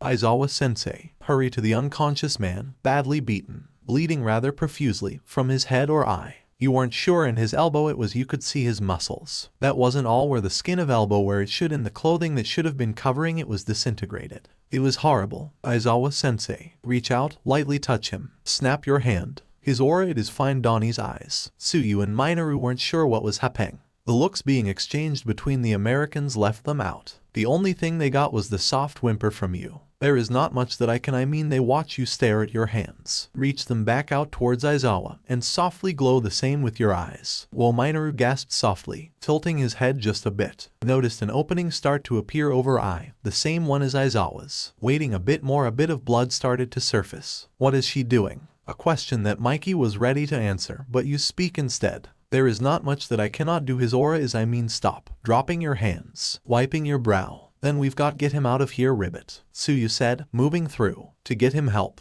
Whatever you tried to do isn't working. If we keep standing here, he's going to die. Ribbit. She made a point. Yeah, Donnie agrees, following. Come on, May. You follow. Stop for a moment and stare at your hands. That gets held by Mikey. Come on, he said, thumbing over to the others. Nodding slowly, follow them. Donnie and Mikey were both safe. That was good, you were glad. All that was left, Leo and April. And Izuku-chan. Izuku-chan.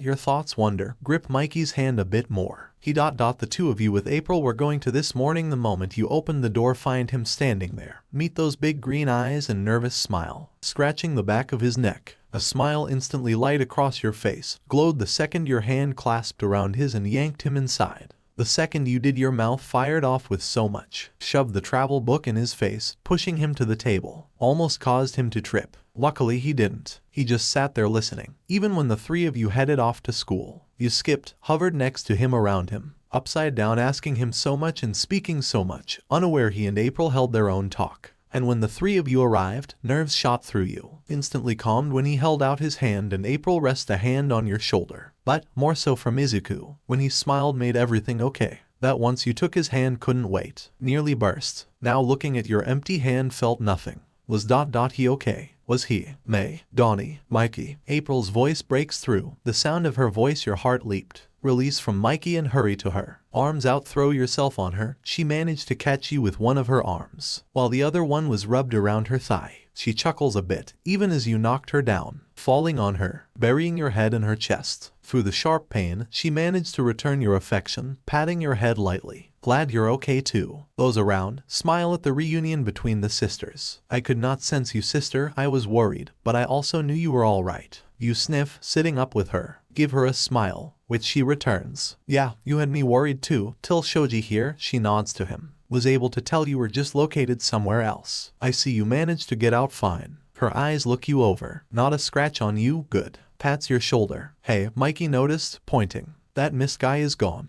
Donnie and yourself look around. Yeah, you guys got right of it, he asked. Uraraka shakes her head, while Shiro filled in. Kind of. We just held him off enough for Ida to and get help. Then that guy disappeared. After he took out 13. He steps aside showing the injured hero. You spring up from your spot and go them. Wave a glowing hand over their body. Touch it lightly. Their aura it is weak. But, bit your lip, putting an ear to the suit. Listen. It was faint, very faint, but you heard something. They are fine. It will be fine. It will be just like New York. Your eyes fall a bit. All of this will just like New York. April seemed to be able to tell what weighed on her sister's mind, seeing it in her heavy eyes, that tried their best not to cringe or wrinkle, even more so fall, if not for the smile you wore. Sighing, April stands with Shiro's help, walks over to you. Where is Izuku-chan? You asked, looking around at those gathered here, noticing his absence. Stand, race to the steps. The others just watch. Donnie tries to calm you down. May reaches to take your wrist, but you snatch it away. Whip around to him. Grip him by the wrist. Izuku-chan, where is he? Not everyone is here. Release him. When Minoru answers your dire question, points to Central Plaza. He rushed back to help All Might against the villains. Your heart dropped. Minoru didn't realize what he said were the wrong words, but April and guys did. May, wait. They shout, jump to stop you, to be seconds too late. You pushed off like a blaze, leaving a streak behind you, fly towards Izuku's location. April, Donnie said. She knew. Throws her hood back over herself. Come on then. She stepped forward firmly. Donnie and Mikey come on either side. Uraraka realized what they about to do, stands. Wait. You can't go down there, you'll get. She plead. Let All Might handle it. Smiling under her mask, April turns to her locking eyes. Don't worry. Turns back around, giving Donnie and Mikey a quick glance. We've got this. Just make sure the teachers stay safe. Now, she orders, leaping off. Let's go, you two. They follow right behind. Uraraka and the others try to stop them, only to be late. She watches the three of them race after the stream of light. It was crazy as it was suicidal, but Izuku didn't care. It was the furthest thought from his mind. His feet and heart took control, turned him around, rushing back to the Central Plaza, where All Might, his mentor, engaged and took over fighting the villains. By villains, the main ones, top ones, the dangerous ones. All Might came to save Izuku, Tsuya, Minoru, and Mikey from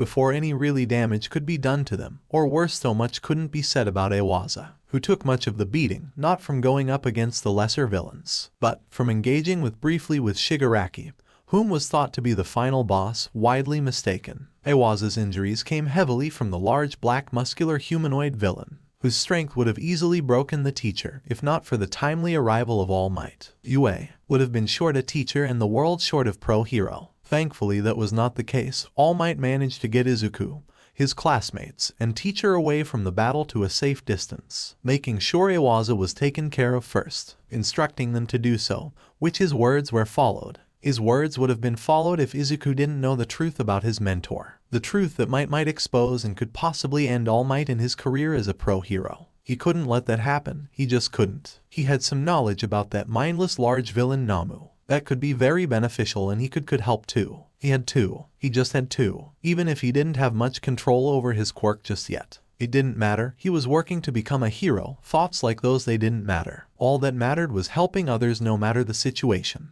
And the situation didn't seem to tip in the fight with All Might and Nomu. The villain was able to keep up with every punch and speed of the top hero, producing shockwave after shockwave. that surprised the hero at how well a foe this Nomu was. With each strike All Might managed to land, the villain absorbed its impact, over and over again, like it was nothing. A feat just left the hero a bit puzzled. Puzzlement that Shigaraki answered. No matter how many times All Might delivered a punch on the villain, it would just be absorbed, again and again. And with strength equally matched with the pro, the hero now had a match. One that he could not easily defeat. One that could, with each punch All Might delivered, return it with the same force. This wasn't good. Not at all. All Might knew he had to do something against this mindless and cruel creature. Fast. Time was running short with him. He could feel his limit approaching faster. Luck for him, his mind devised a plan quicker, one he knew had to work. If punching wasn't going to solve anything or subdue Nomu, then the best thing to do was to immobilize it.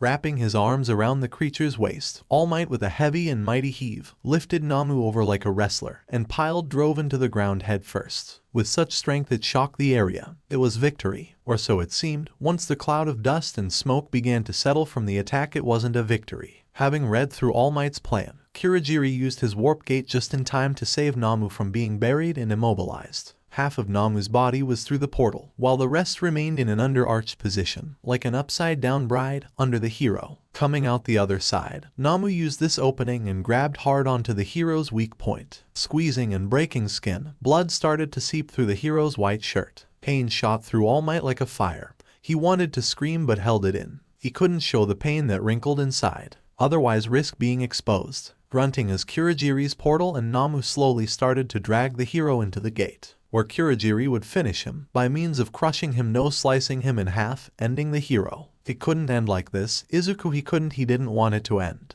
I won't let them kill you, he cried. There's still so much I want you to teach me. I can't be how it all ends. I just can't. Memories and emotions overflowed through him. From the moment All Might took him on as his successor, from their training to everything. I'm coming. Your body reacted to his declaration, like an electric current of some sort. Your heartbeat quickened. Izuku-chan. You could feel it. You could feel him. Like a strong wave. His emotions, where they were spiked in levels you could barely realize, it was like you could feel him tremble from the distance, even though you were closing it. Eyes locked like heat missiles where Izuku was. Central Plaza. His own fear mixed with determination was a strange mixture that flooded you with uneasiness within your stomach, that you nearly lost focus for a moment and fell from the sky. Lucky you managed to refocus at the last second. Izuku was reaching closer. Wait. Something was wrong. His aura spiked again. This time it was out of it had to be fear. Yes, it was. It was unmistaken. He was afraid. It nearly screamed at you. His aura. For a moment you stopped midway. For a second, the trail behind you halted too. Bringing your hands together in prayer, whisper Izuku's in them. Over and over again.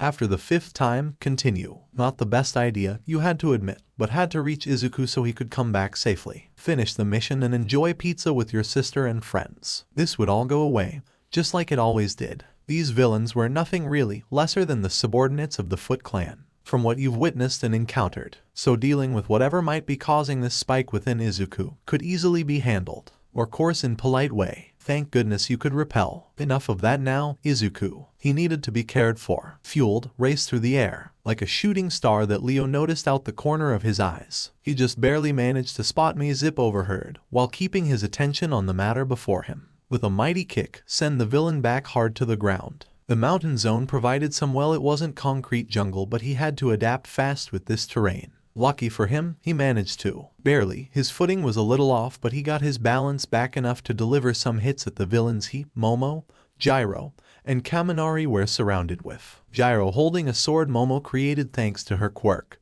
to defend herself. Leo could see clearly she was not trained in its melee combat, unlike himself, but she held herself well thinking on her feet with hit. Momo created a staff, like Donnie's, as her weapon. She seemed to be handling herself well with it. Not to Donnie's level, but it was enough to get his appraise. And those dark, sharp, and intellectual eyes, analyzing the situation before them, was impressive. Her mind and quirk were an excellent pair. And with his sharp mind, what was thinking? Shaking the thought away, refocused. Just in time too, sliding to the side. Just in time as a villain swung their mighty fist at him. Leo swept the villain's legs from under, delivered kick to their back, sending skidding across the ground. It was hard not to grin, but he did so quickly. Leonardo, Momo shouts. His head and ears respond. Turned to her and the others. They were a few feet away. He hadn't realized he'd become separated from them. Hearing Kaminari's shriek, Leo's leadership rushed over him and sprinted over to aid his classmate about to be attacked. Momo and Gyro managed to hold off their attackers, kicking one back. The punk girl grunts annoyed, gripping the hilt of her weapon, holding her ground. Kaminari nearby still shrieking in fright at the approaching villain.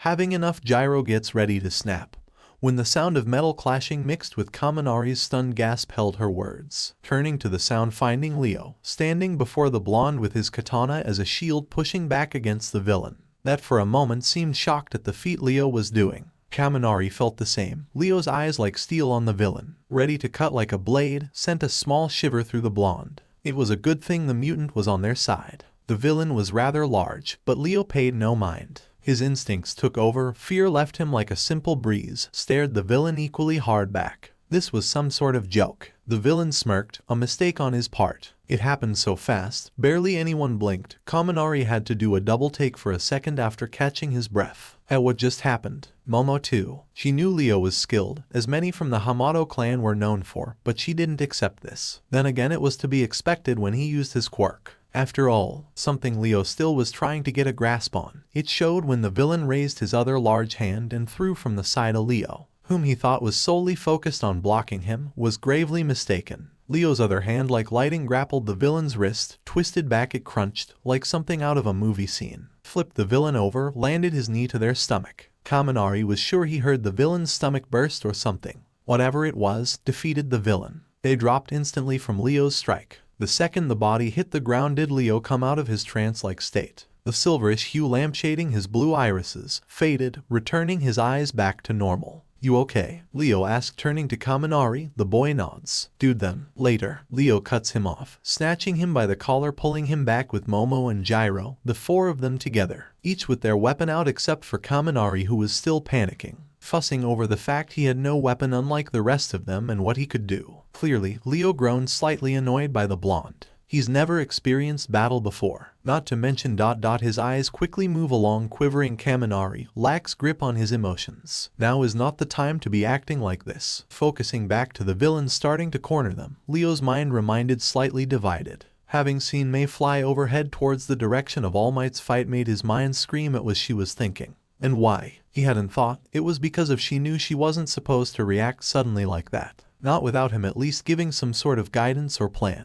But, with everyone separated, he at least hoped they would just meet somewhere safe with others in their class after dealing with their villains. Wait for him, and should they need to engage, then they would. But, he kicks back another villain, Kaminari kind of using him as a shield to behind. Right now his mind was here, and his mind needed to stay as focused and clear as he could make it. His quirk counted on it, managing to do just a few minutes ago to save his classmate. It was just intuitive, really. Then again, Awaza did explain it to him. What he believed was just natural all these years was not. Sliding a foot back, Leo crossed and locked his katanas up defensively. The silverish hue returned, drew a quick breath, holds himself ready against the approaching threat. A dangerous threat at that. Still, Izuku hurried to All Might. The hero saw Boy coming to his aid. The mix of worry and fright plastered on the young hero's face, all for the pro. All Might didn't want this, trying to get out of Nemu and Kirijiro's hold. He wanted Izuku and the students to get out of here, to protect them. That was his job, his duty as a hero, the #1 hero to that. Not having his pupil coming back to Izuku truly was selfish. Reaching a hand without thinking, all Izuku could think about was aiding his mentor, saving him, without a plan in mind. He just needed to reach the man, and a poor decision.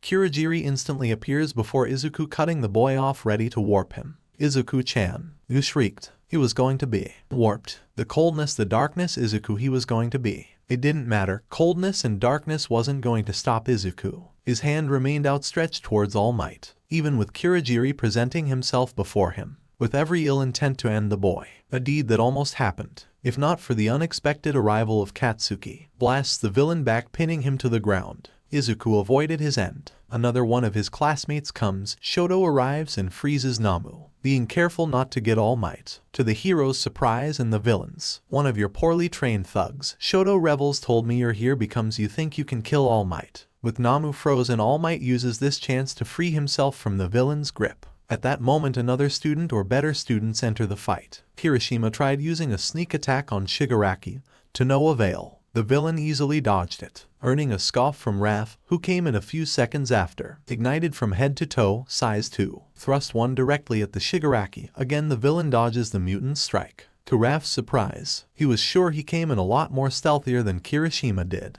After all, he had the training for it. Even if he did somewhat lack shadows around him, his footing was quiet and quick. Shigaraki moved faster than a mere foot ninja, Raph noticed, jumping back, giving himself some distance. Damn, All Might Crus's noticing Raph. He hadn't expected him to. He wasn't supposed to be here. Actually, none of them should be here when all this started. Yoshi's words and Adamite words rang in the hero's mind. If their father, he had to finish this quickly. Tempted to call out to Raph, bite it back. Otherwise he'd risk. He just hoped the others stayed away and remained safe. Hopefully Mikey reached the entrance with Awaza. How annoying the turn of events. Kirigiri, how could you let these brat get the best of you? Shigaraki chased his partner, still pinned down by Katsuki. You've put us in a real jam. You got careless, you dumb villain. Katsuki scoffs. It was easy to figure you out. Some parts of you turn into that smoky warp you used to the mist to hide your actual body. Kind of like a distraction. Thinking that made you safe. That made me think, that's why we missed. But if you didn't have a body, you wouldn't be needing this neck armor. Pressuring down armor around Kirigiri. You're not immune to physical attacks that are well aimed. An observation that was right one. The moment Kirigiri tries to move, Katsuki gives off a few small exploding warnings, daring and threatening the villain not to move, otherwise he'd be blown away. It was degrading, as it was embarrassing. They escaped uninjured. Captured my 2 strongest men, Shigaraki complimented. These students really are amazing. They make these villains feel like amateurs. His eyes slide for a moment to Raph. Grunts, turns to Nomu. Can't have that. Nomu. At the sound his voice, everyone watches in horror as Nomu frees himself from his icy hold. Easily, twist himself up and out of the warp gate, shattering the ice encasing part of his body. Regenerates the missing limbs instantly. What the? Raph's mouth nearly fell open. Held it shut, preventing any gasp from escaping. Fully repaired, Nomu attacks Katsuki on his master's commands, almost meeting death at the villain's hand if not for All Might's coming in at the right time and taking the brunt of Nomu's attack from Katsuki, saving the young boy. The power from the villain released powerful shockwave, knocking the others back. Everyone was safe. Raph's were wider than ever, the lump in his tightening throat clenched further at the damage he saw laid before him. The damage Nomu did, its power was different on a much different level than anything back home. There's just no Raph swallows, tries to swallow the lump, while ignoring the trickling beads of sweat that started to appear. All Might, he was still standing from such a powerful blow. Raph, trying to catch his own breath, looks to the hero, thrown into one of the walls, with minor extra damage added from saving Katsuki. And not just that hot-headed boy, but also all of them. The flames around his body started to simmer. Raph could feel it in his core. His time was reaching its limit with this quirk, feeling himself becoming just a bit lightheaded. No matter how he tried to shake it off, he was too much back in that zone with those other low villains. Went out too much. Hopefully none of them got 3rd-degree burns. That was a thought that didn't matter right now. Shaking off his trembling, his knees gave off. Stands. Here. Kirishima helps him up. To Raph's surprise. You okay? Raph gives a solid nod. To grunt from Katsuki's side, snicker. Raph's fist flinches to react, drops. No, wasn't the time. Right now, they had something bigger than pity pride to worry about. Gripping his size, stands with the others, ready to assist All Might in taking down the villains. Quietly and swiftly, Raph swallows a breath of air, fueling his flames. This should hopefully last him a bit longer. And how much longer before you reached Izuku-chan? Were you too late to reach him? No, you could sense his aura just fine, yet it was still wild, yet at the same time calm. He wasn't the only aura you felt. Raph's, you felt his. He was alright too. Upset, but alright. There was a slight drop in his for a moment, and there was one more, that boy. From class, the 2-colored one. He was there too, with Izuku-chan. Pushing forward and faster, closing in. Open your mouth to call, get hit back by a powerful shockwave that nearly knocked you out the sky if you hadn't surrounded yourself in a sphere. Still, it wasn't enough to hold up against the power. Such raw power, your own heart nearly sunk from it. Collecting yourself, drop under the next wave just in time. It just barely missed you. Diving up, come up, continue. There, up ahead, you spot them. Your heart jumped with joy upon seeing Izuku and Raph well, as far as you could see. Taking another look, notice they, along with 2 others from class, were struggling a bit against the producing shockwaves of All Might and Nomu's fight. Without thinking, speed to their aid. Hand out. Drop down suddenly, surprising them. Stand before the 5 boys. Produce the same golden dome as you did before back at the entrance. There was a small difference. Izuku noticed you didn't say the word repel. The walls of the dome came up, stopping the powerful shockwaves. While Izuku stared wide-eyed at the protection May produced. She stood there calm, her eyes featureless. Golden yellow hue covered her eyes completely, and those markings again in that smile. Calm smile on. He knew she was focusing on keeping the shield up so effortlessly. It was so warm and Izuku almost became swept up by its effects. Was he dreaming? Because this felt so May. Raph's cries snapped Izuku out of whatever he was in. Put it down, May. What? Izuku turns to you, nearly gasped at what he saw worried the mutant. She was May. The dome was cracking. She was the force and power of the shockwaves they wear. They were going to break your dome. One hand wasn't good enough. You realized ... Each punch the hero and villain delivered was stronger than the last. It lashed against the dome.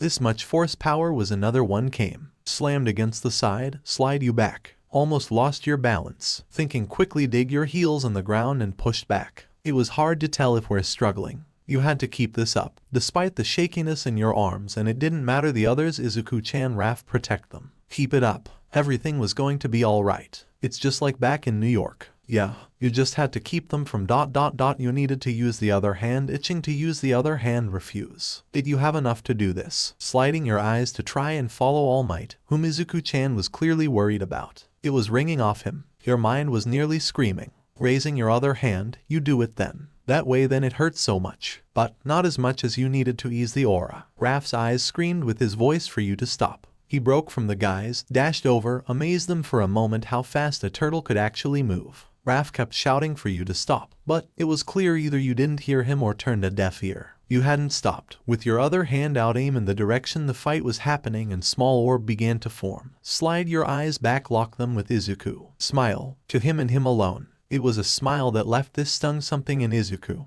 He couldn't quite. It wasn't the way smile gleamed softly on your lips or the way your eyes warmly assured him. It was the words that came from your lips that pushed his legs to reach you. The words seemed to come out muffled, but Izuku heard them from you clear as day, even when you spoke his name with suffix at the end. He wasn't sure what it was you were planning on doing, but he just had a gut feeling it wasn't good. Raph knew. The panic wrinkled on his brow. Izuku wished to know. Those markings on you seemed to creeping further up along you, and something else. It flickered from ends of your hair. May. Raph and Izuku holler. A holler became nothing more than an fading echo, smiling softly to yourself. Apologize and whisper, reflect, turn from them. A warm light swallows them. The others cover their eyes from the blinding light. All Might delivers his final blow to Nomu, sending the villain straight out of the USJ.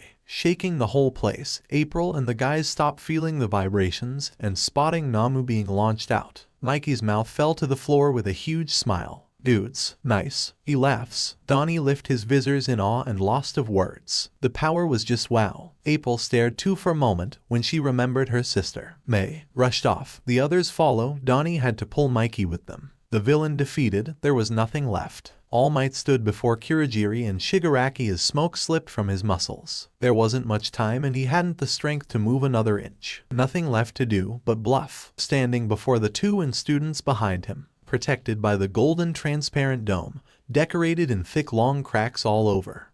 So it stood. Kirigiri took notice, eyeing Raph and May. They will be rather pleased. The cracks moved up further on the dome, shattered the second. All Might barely drew a breath, and your body toppled like a sack to the ground. Almost. Izuku dives to you. May. Catching you. Raph hurries and drops to his side, shaking you furiously, calling to you, but there was no response. It was like shaking jello. Oh, what did you do? May.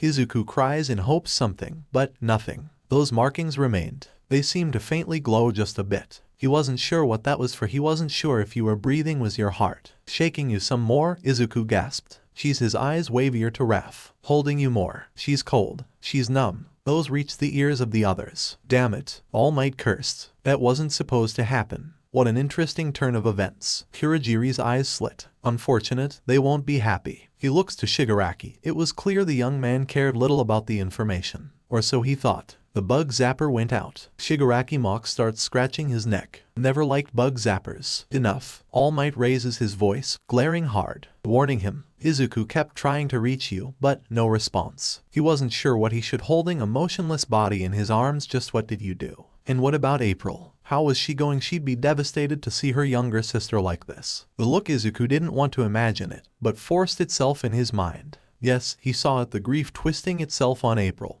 Her blue eyes staring to sink seconds after. She'd fall to her knees or come running crying. For sister, cries that would fill USJ. Cries that made him cringe. Would he carry May's body to April, so she wouldn't have to run all the way over here? Or would be too ashamed to pick himself up and go over to her? He wasn't sure. He wasn't May. All she wanted to do was tour everywhere. He promised her that much, even if she did gear him into promising that's all she wanted in just one day. She was so thrilled to start. It showed in her eyes. She hung on each word he said, excited about every turn, every corner. It amazed her beyond anything he could understand. And when she stepped foot on UA campus, she could barely contain that brimming smile that radiated. That turned into a gleeful giggle. After her nerves melted away, she was just so. The others watched Izuku cripple, trying to remain strong, but the way he held the body spoke volumes. He'd stopped calling out her name. Raph did too. Yet, unlike Izuku, Raph seemed oddly calm. He set his size to the side and held his arms out to Izuku. Give her to me, he told him. Izuku wasn't sure why, about to object, if not for the firm look Raph gave. Complying, Izuku hands him the body, trying hard not to shake. Taking you from Izuku, Raph rests an ear to your chest size. Raises a hand, stops. She's alright. Words that swelled in Izuku,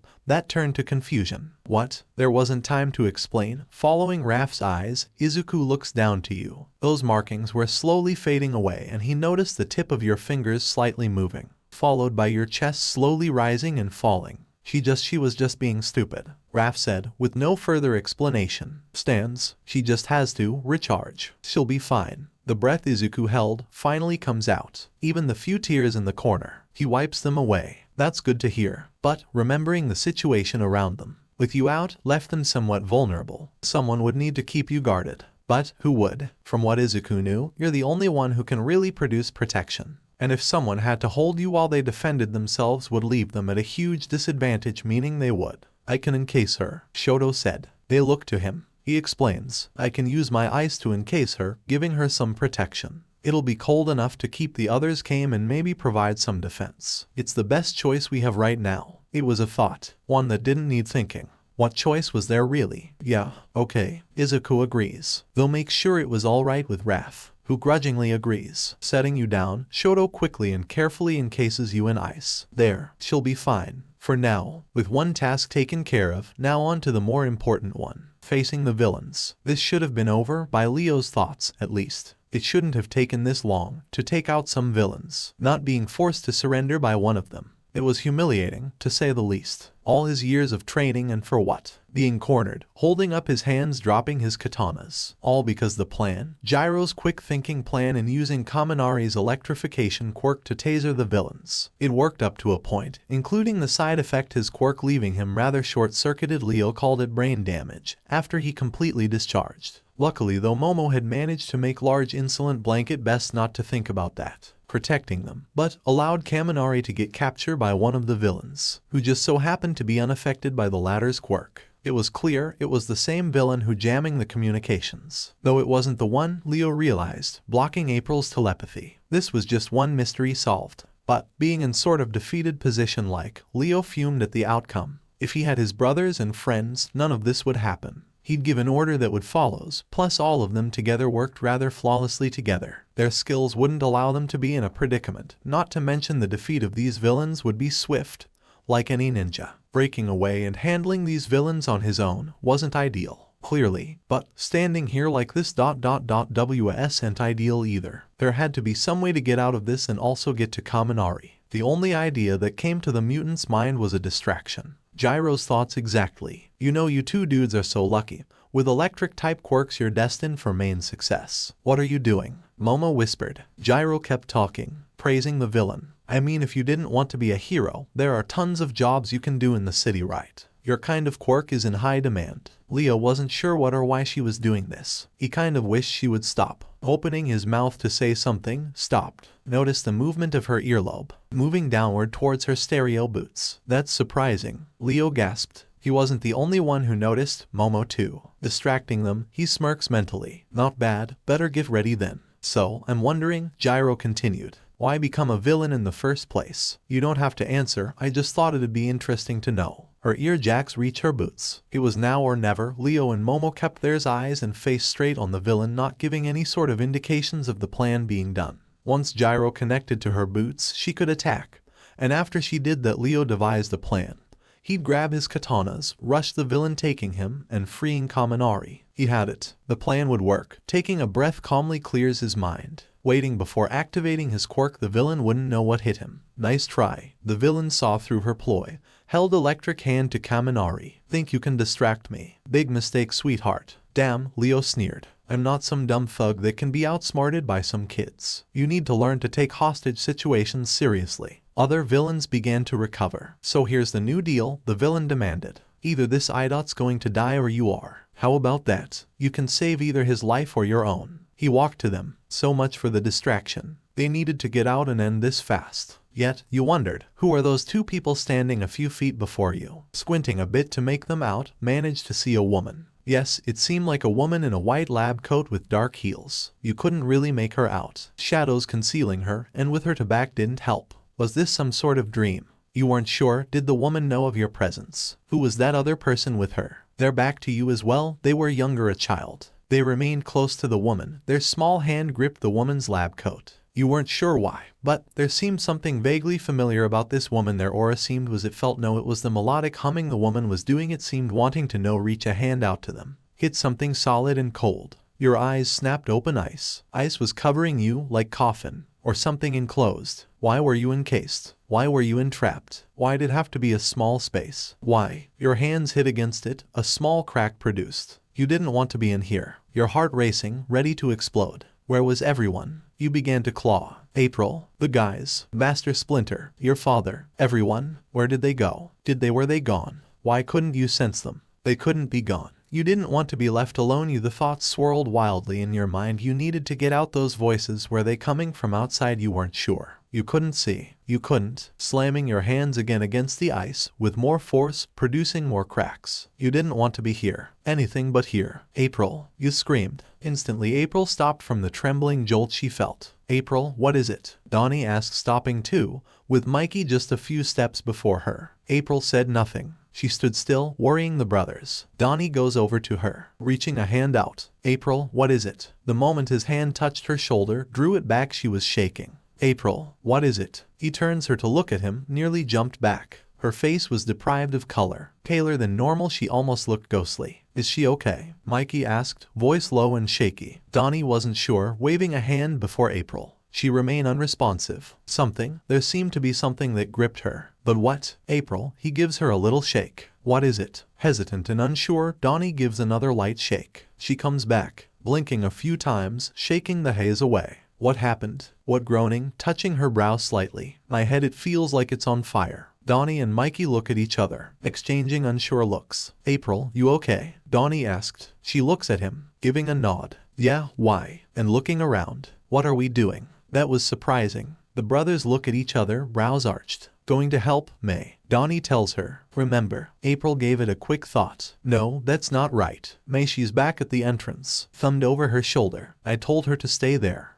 No you didn't. Mikey steps in. She turns to him. He points down the plaza. May flew down there to help that Izuku dude from class. That didn't seem right. April gave another thought. The more she did, a quick, sharp pain shot through her mind. She could almost hear her brain neurons sizzle. Flinching, stopped. Tried shaking the pain away.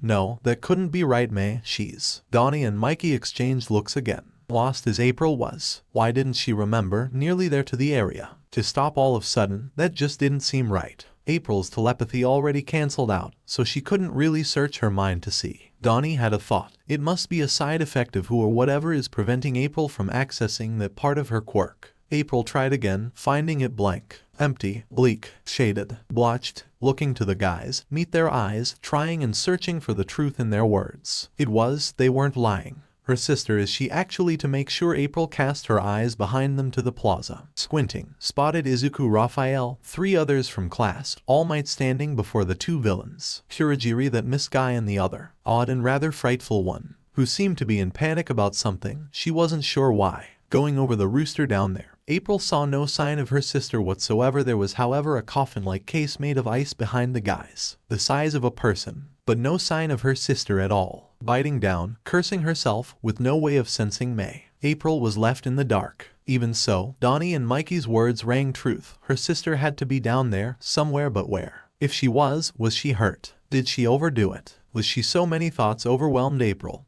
Her muscles tensed and tightened. If she went down there to help Izuku, it made perfect sense. She was oddly attached to him, of course April knew why. And if her sister was attached to the boy, then she'd be driven only by that logic out the door. Damn her quirk. This was why they had her remain as support on outings, only engaging if needed. Where was she? At that moment Izuku's screams cut through her thoughts. The boy sprung to intercept the villain's attack on All Might. Kurogiri warped Shigaraki's hand through his body near Izuku's face. Did April get her answer? That ice coffin burst and the person that sprung up and out, glowing eyes, filled with fright and panic. May, her chest rapidly rising up and down. It lasted for a moment. After a good couple of deep gasps, with a fist raised they smashed the rest of the ice. Tossing it aside, quickly get up, nearly stumbled back, caught their footing at the last second. Took a moment to catch their breath and settle their body tremors, before noticing the situation happening before. The moment those golden yellow glowing eyes landed and saw Izuku, sprung up and raced to him. Almost again, nearly stumbled, she hadn't fully recovered. Slightly staggered to Izuku, shot her hand out. In his direction, used one of the guys, not Raph, who yelled for May to come back. She didn't, jumped and vaulted off them, cast a golden yellowish sphere around Izuku. To protect him, a surprise to him, she even managed to get a flickering sphere around All Might too, surprising the pro hero as well. Shigaraki's hand touched the sphere instead of Izuku,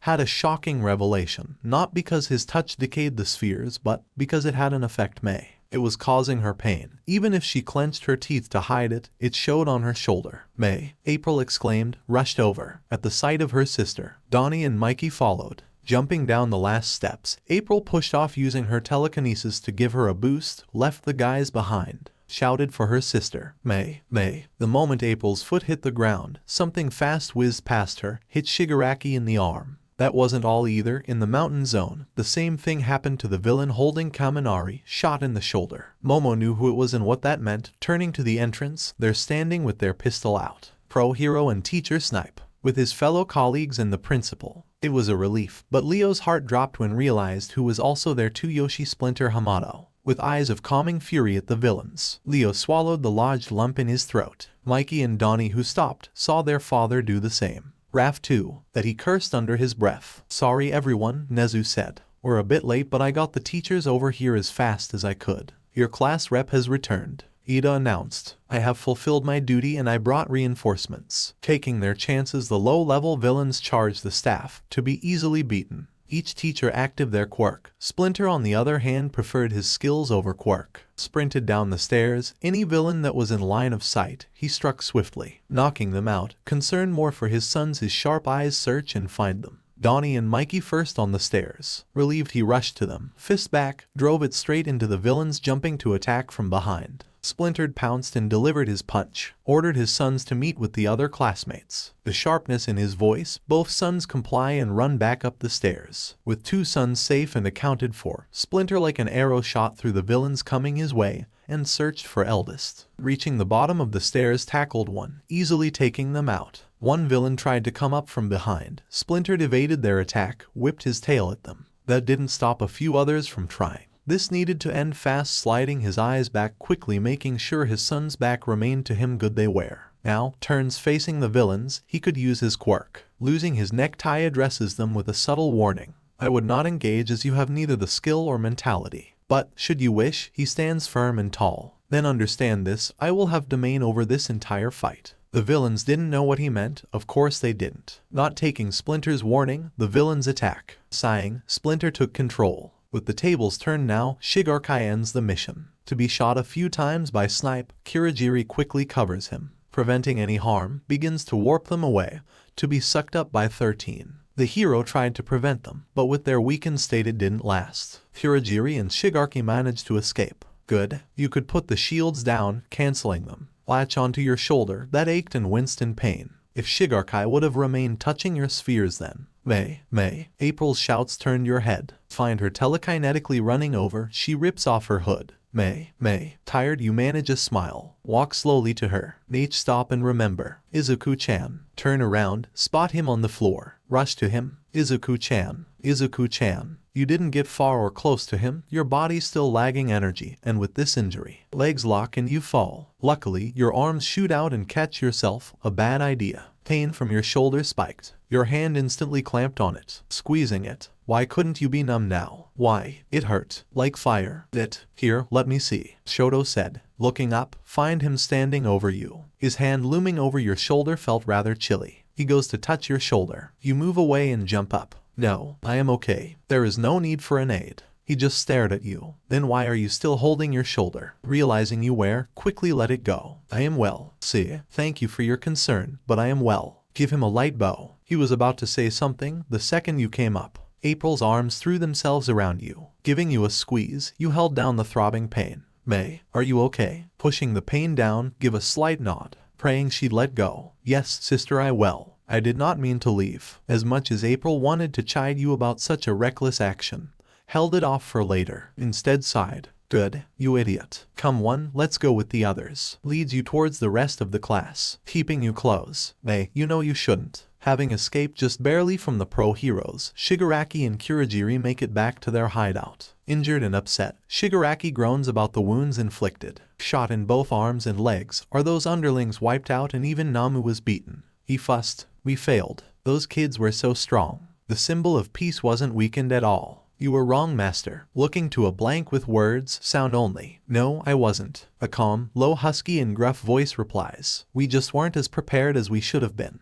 I agree, we underestimated them. Thankfully, we failed under that cheap League of Villains name and not our own. And what about the creature the master and I created? Another voice asked, followed by another, a more cool and feminine voice. And what of my projects? Did you happen to gain any sort for inquiring samples? For further research? So many questions, Kurogiri answered them. He was blown away. It was All Might's doing. Without coordinates to his precise location, I couldn't use my warp to bring him back. We didn't have any time to search for him. This a travesty, and after all we did to make him as powerful as All Might. Well, I suppose it can't be helped, unfortunately. Again the female spoke their question. Kurogiri answered. Shigaraki hissed. That damn bug zapper of yours got in my way. Development is well, but clearly lacking the fundamentals. Kurogiri takes over informing them. They are tamed. A sharp grunt was heard from the female voice, who chuckles softly. As expected, that damn fool has domesticated them. It sickens me. What of the other one? Her? Is my product better? That has yet to be seen, but level of power shifts in their favor. A displeased grunt came from the screen. I suppose it can't be helped. Time to add a little shade to that light. Kurogiri kept going. The Hamatos are here as you stated. Should there be a step taken? No, leave them for now. The same with the others, for now, until the time is right. Understanding commutation ends after a few more bit of information was exchanged and orders given. The whole ordeal at USJ hit the news.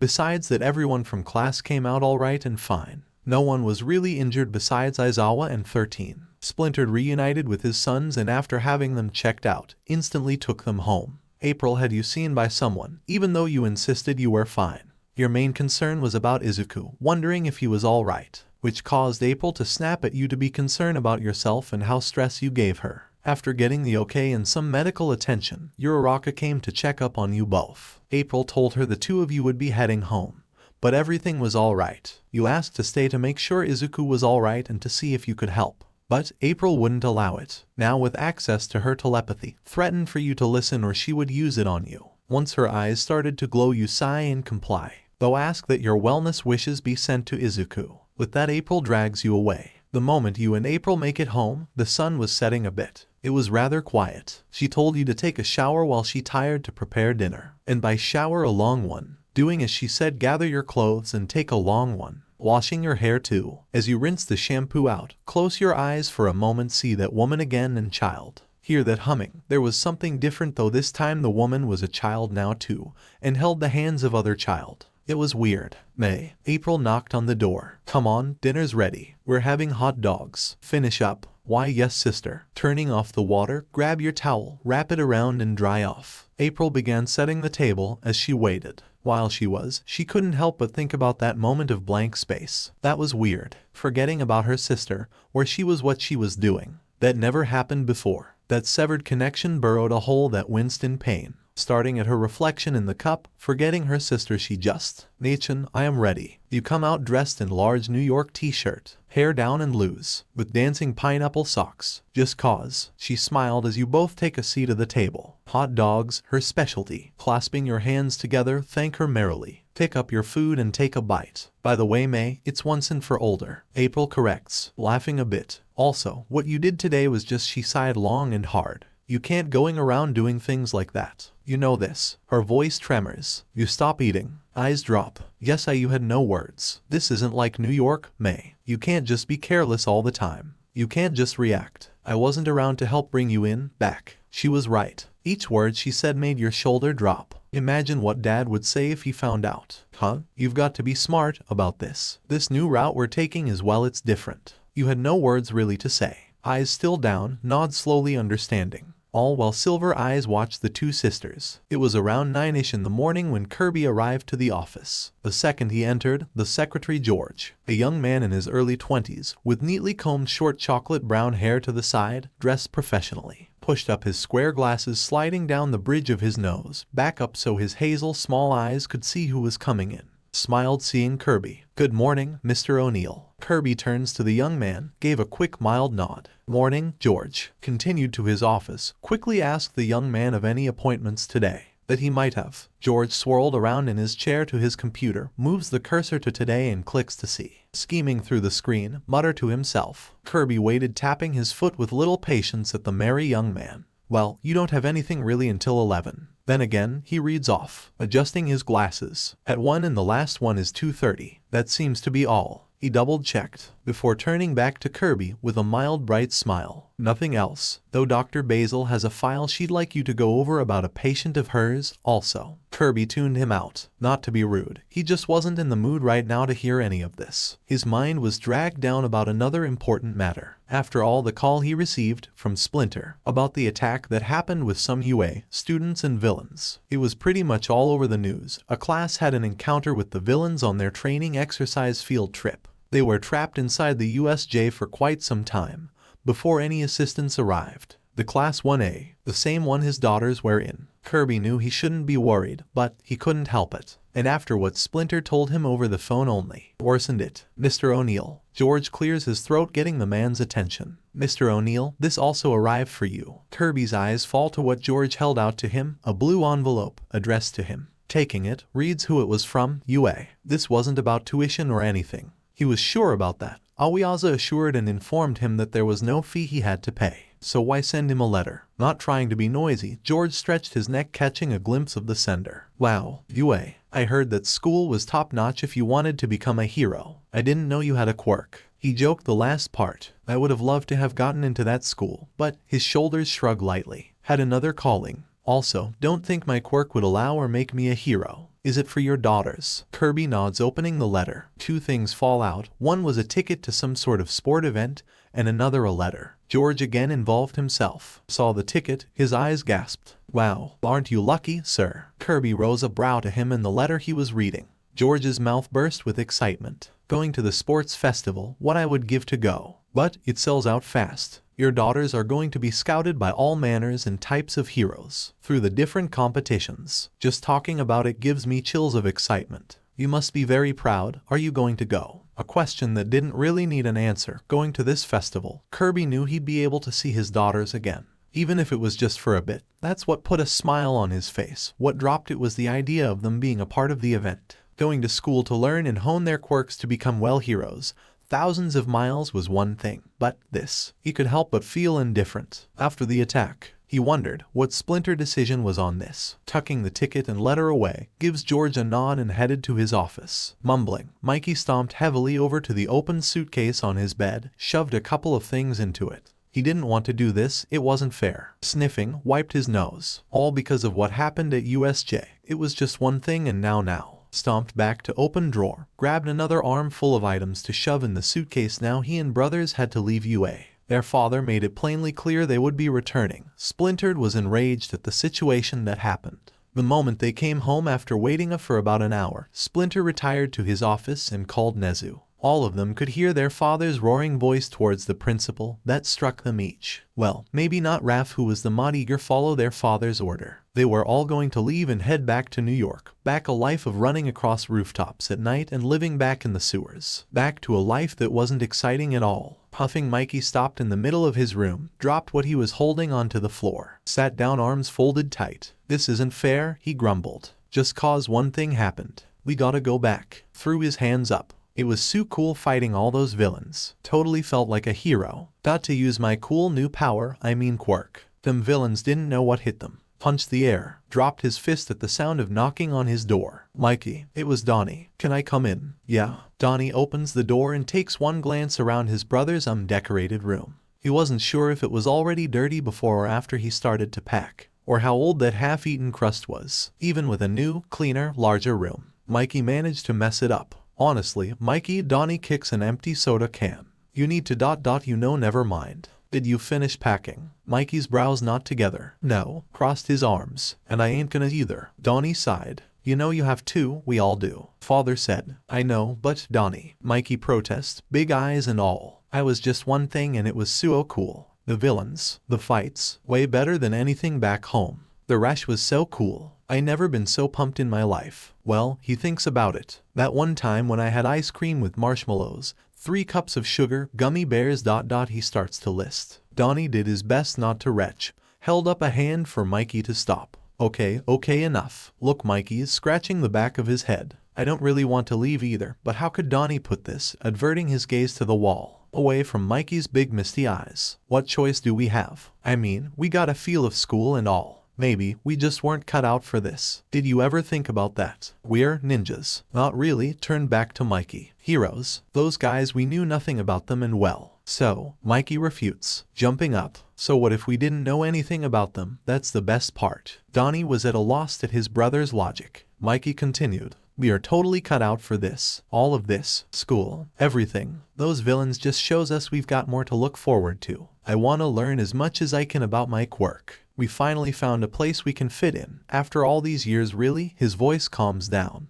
"I wonder why we never knew about this place before." "Oh well," shrugs it off. "This place is perfect for us. Villains out there way better than the foot. We can walk down the streets without even feeling ashamed. We can actually make a difference without being in the shadows. Don't get me wrong. Being a ninja is cool and all." Buff Eyes turns to the signed poster of All Might on his wall. A huge smile came to his face. "We can be so much more." Leave it to Mikey to turn it around, to change Donnie's mind. Seeing things at different angle. Chuckling to himself, Donnie smirks. "You've got a point. But, still," Splinter said that. The doorbell rung. The brothers look at each other before racing into the halls. Leo and Raph, who were in their rooms, hear the bell, open their doors and peer out into the long hall. Raph cocked a brow. "Who's here?" Clearly none of them knew, and clearly they wanted to know. Curiosity getting the better of them. Glances exchanged between them, all in agreement. Nod lightly as they could go see who it is. Hiding in shadows of the hall, remain quiet and still. As their father walked past the hall, his sons hid with their guest. 2. Nezu and All Might. Donnie slapped a hand over Mikey's mouth before he squealed, giving away their snooping. A reaction Donnie regretted, feeling Mikey's drool coating his hand. In a whisper, Leo pondered. "What is the principal and All Might doing here?" Quickly covered his mouth as one of the maids walked by. Yes, they had help in their home. Just a few to help tend and care for the home when they were out. It was strange at first, meeting the whole staff, having other cater to their needs if needed. Mikey, though, enjoyed it. "Should we follow?" Donnie whispered. All eyes on the eldest. Leo nods. "Yeah, come on. But be careful," he told them, though it was meant for Mikey more so. "I mean it." Whimpering with excitement, Mikey tries to calm down, rapidly nodding, stopping only from Raph's threat. Careful as they could, they make their way to Splinter's office, where he no doubt took the 2. With a finger to his lips, Leo gestures his brothers to be quiet. All of them press an ear to the door to hear. As much as they could, this door was rather thick and solid, so if someone was talking calm, good luck. Inside, Splinter sat behind his chestnut desk, eyes hard on Nezu and All Might, while his ears listened. "Brother, I believe we need to talk." Nezu started. Splinter's glare sharped. All Might wasn't sure he could keep his smile up. Began sweating from the mutant's glare. "You seemed a bit hasty and quick to judgment on pulling your sons. I know the agreement was broken, but you must understand none of had expected such an attack to occur. We are all as equally surprised and concerned for the safety of the students. A small growl slipped from Splinter. All Might flinched a bit. The mutant wasn't one to play with, especially a Hamoto. Not with his quirk. Nezu though seemed to remain unfazed by the penetrating glare Splinter held and kept going. Your son's protection is very important to me, brother, which is why I believe they should continue their education at UA. It would be an utmost shame to lose them and you as well. The teachers and I held a meeting about the whole ordeal, and know there must be extra precaution taken to ensure the safety of everyone. And just what are these precautions? Splinter asked sharply. All Might held his breath. Splinter's ear twitched hearing it. Shot a look at the pro hero whose eyes dropped down to his fumbling thumbs, before sliding to Nezu, who remained smiling. Was he going to tell the Hamato? He'd better soon. All Might wasn't sure how much longer he could take under the mutant's pressuring glare. Outside the guys could barely hear anything, much to annoyance. Sorry guys, Leo said. But there's nothing else I can hear really. Mikey's heart dropped as quickly as his face. This is so unfair, sniffed, wiping away his scrunched up tears. Donnie rested a comforting hand on his shoulder. Fine by me, Raph said, without a care. Stood, hated this place anyway. Rather go back to home. Walked away. Come on, Donnie patted Mikey's shoulder. Let's go finish. If only they could hear more, then sighing Leo stands with defeated shoulders shaking. Yeah, let's go. The three of them walked back to their rooms when another ring came. This time one of the butlers went to get it. Curious to see who it was, the brothers walked to the front. Surprised, especially Leo, at who it was. The turtle lost for words when they entered. He hadn't expected them here. Did they know what happening? They had to. Otherwise, what was their reasoning for being here? Feeling a rise in heat, Leo tugs a bit at the collar of his shell. Fanned himself. Tried to figure out the right word or words to say. Instead came up blank. Even when they addressed him. He stood there speechless, the same back in class. Donnie and Mikey couldn't help but snicker at their flustered leader. It was too cute. Pink on green. Though their guest hadn't noticed, just believed something was up with Leo, asked for their father. With a shaky finger Leo pointed in the direction. Thanking them, head there. The same butler who greeted them, took them. Leaving red-hot Leo, who couldn't believe Momo just stepped foot into his home. There was a reason to stay at UA. After the whole incident, with the school closed for a day, it left you and April to go and do some sightseeing. Well, actually it didn't turn out like that. April wanted to stay in for the day, to rest up and relax on what happened. In other words, she was punishing you for your reckless behavior. At least her telepathy was back. That headache was gone too. Staying home wasn't a bad thing. It allowed you both to enjoy some time. Playing games, card games, Go Fish, a game the two of you would play back home with Kirby. One of the few. You had about 3 matches, while April had 5. She was much better at this than you. Sometimes you wondered if she was using her telepathy to cheat. No one could really be this good. Sitting across from her, on the other side of the coffee table in the living room. Both of you dressed in pajamas. It was your turn, intensely staring at your cards, trying to decide which one to pick. 5, 7, ace, jack, 2. So many to choose, so many, which one did she have? Humming, tongue-tapping your upper lip. A habit that made April laugh. She knew that meant you were trying to deduce the ratio of what might be what you might get. Always with the logic when it came to simplest of things. No wonder April won all the time. It was decided. You knew which one you wanted.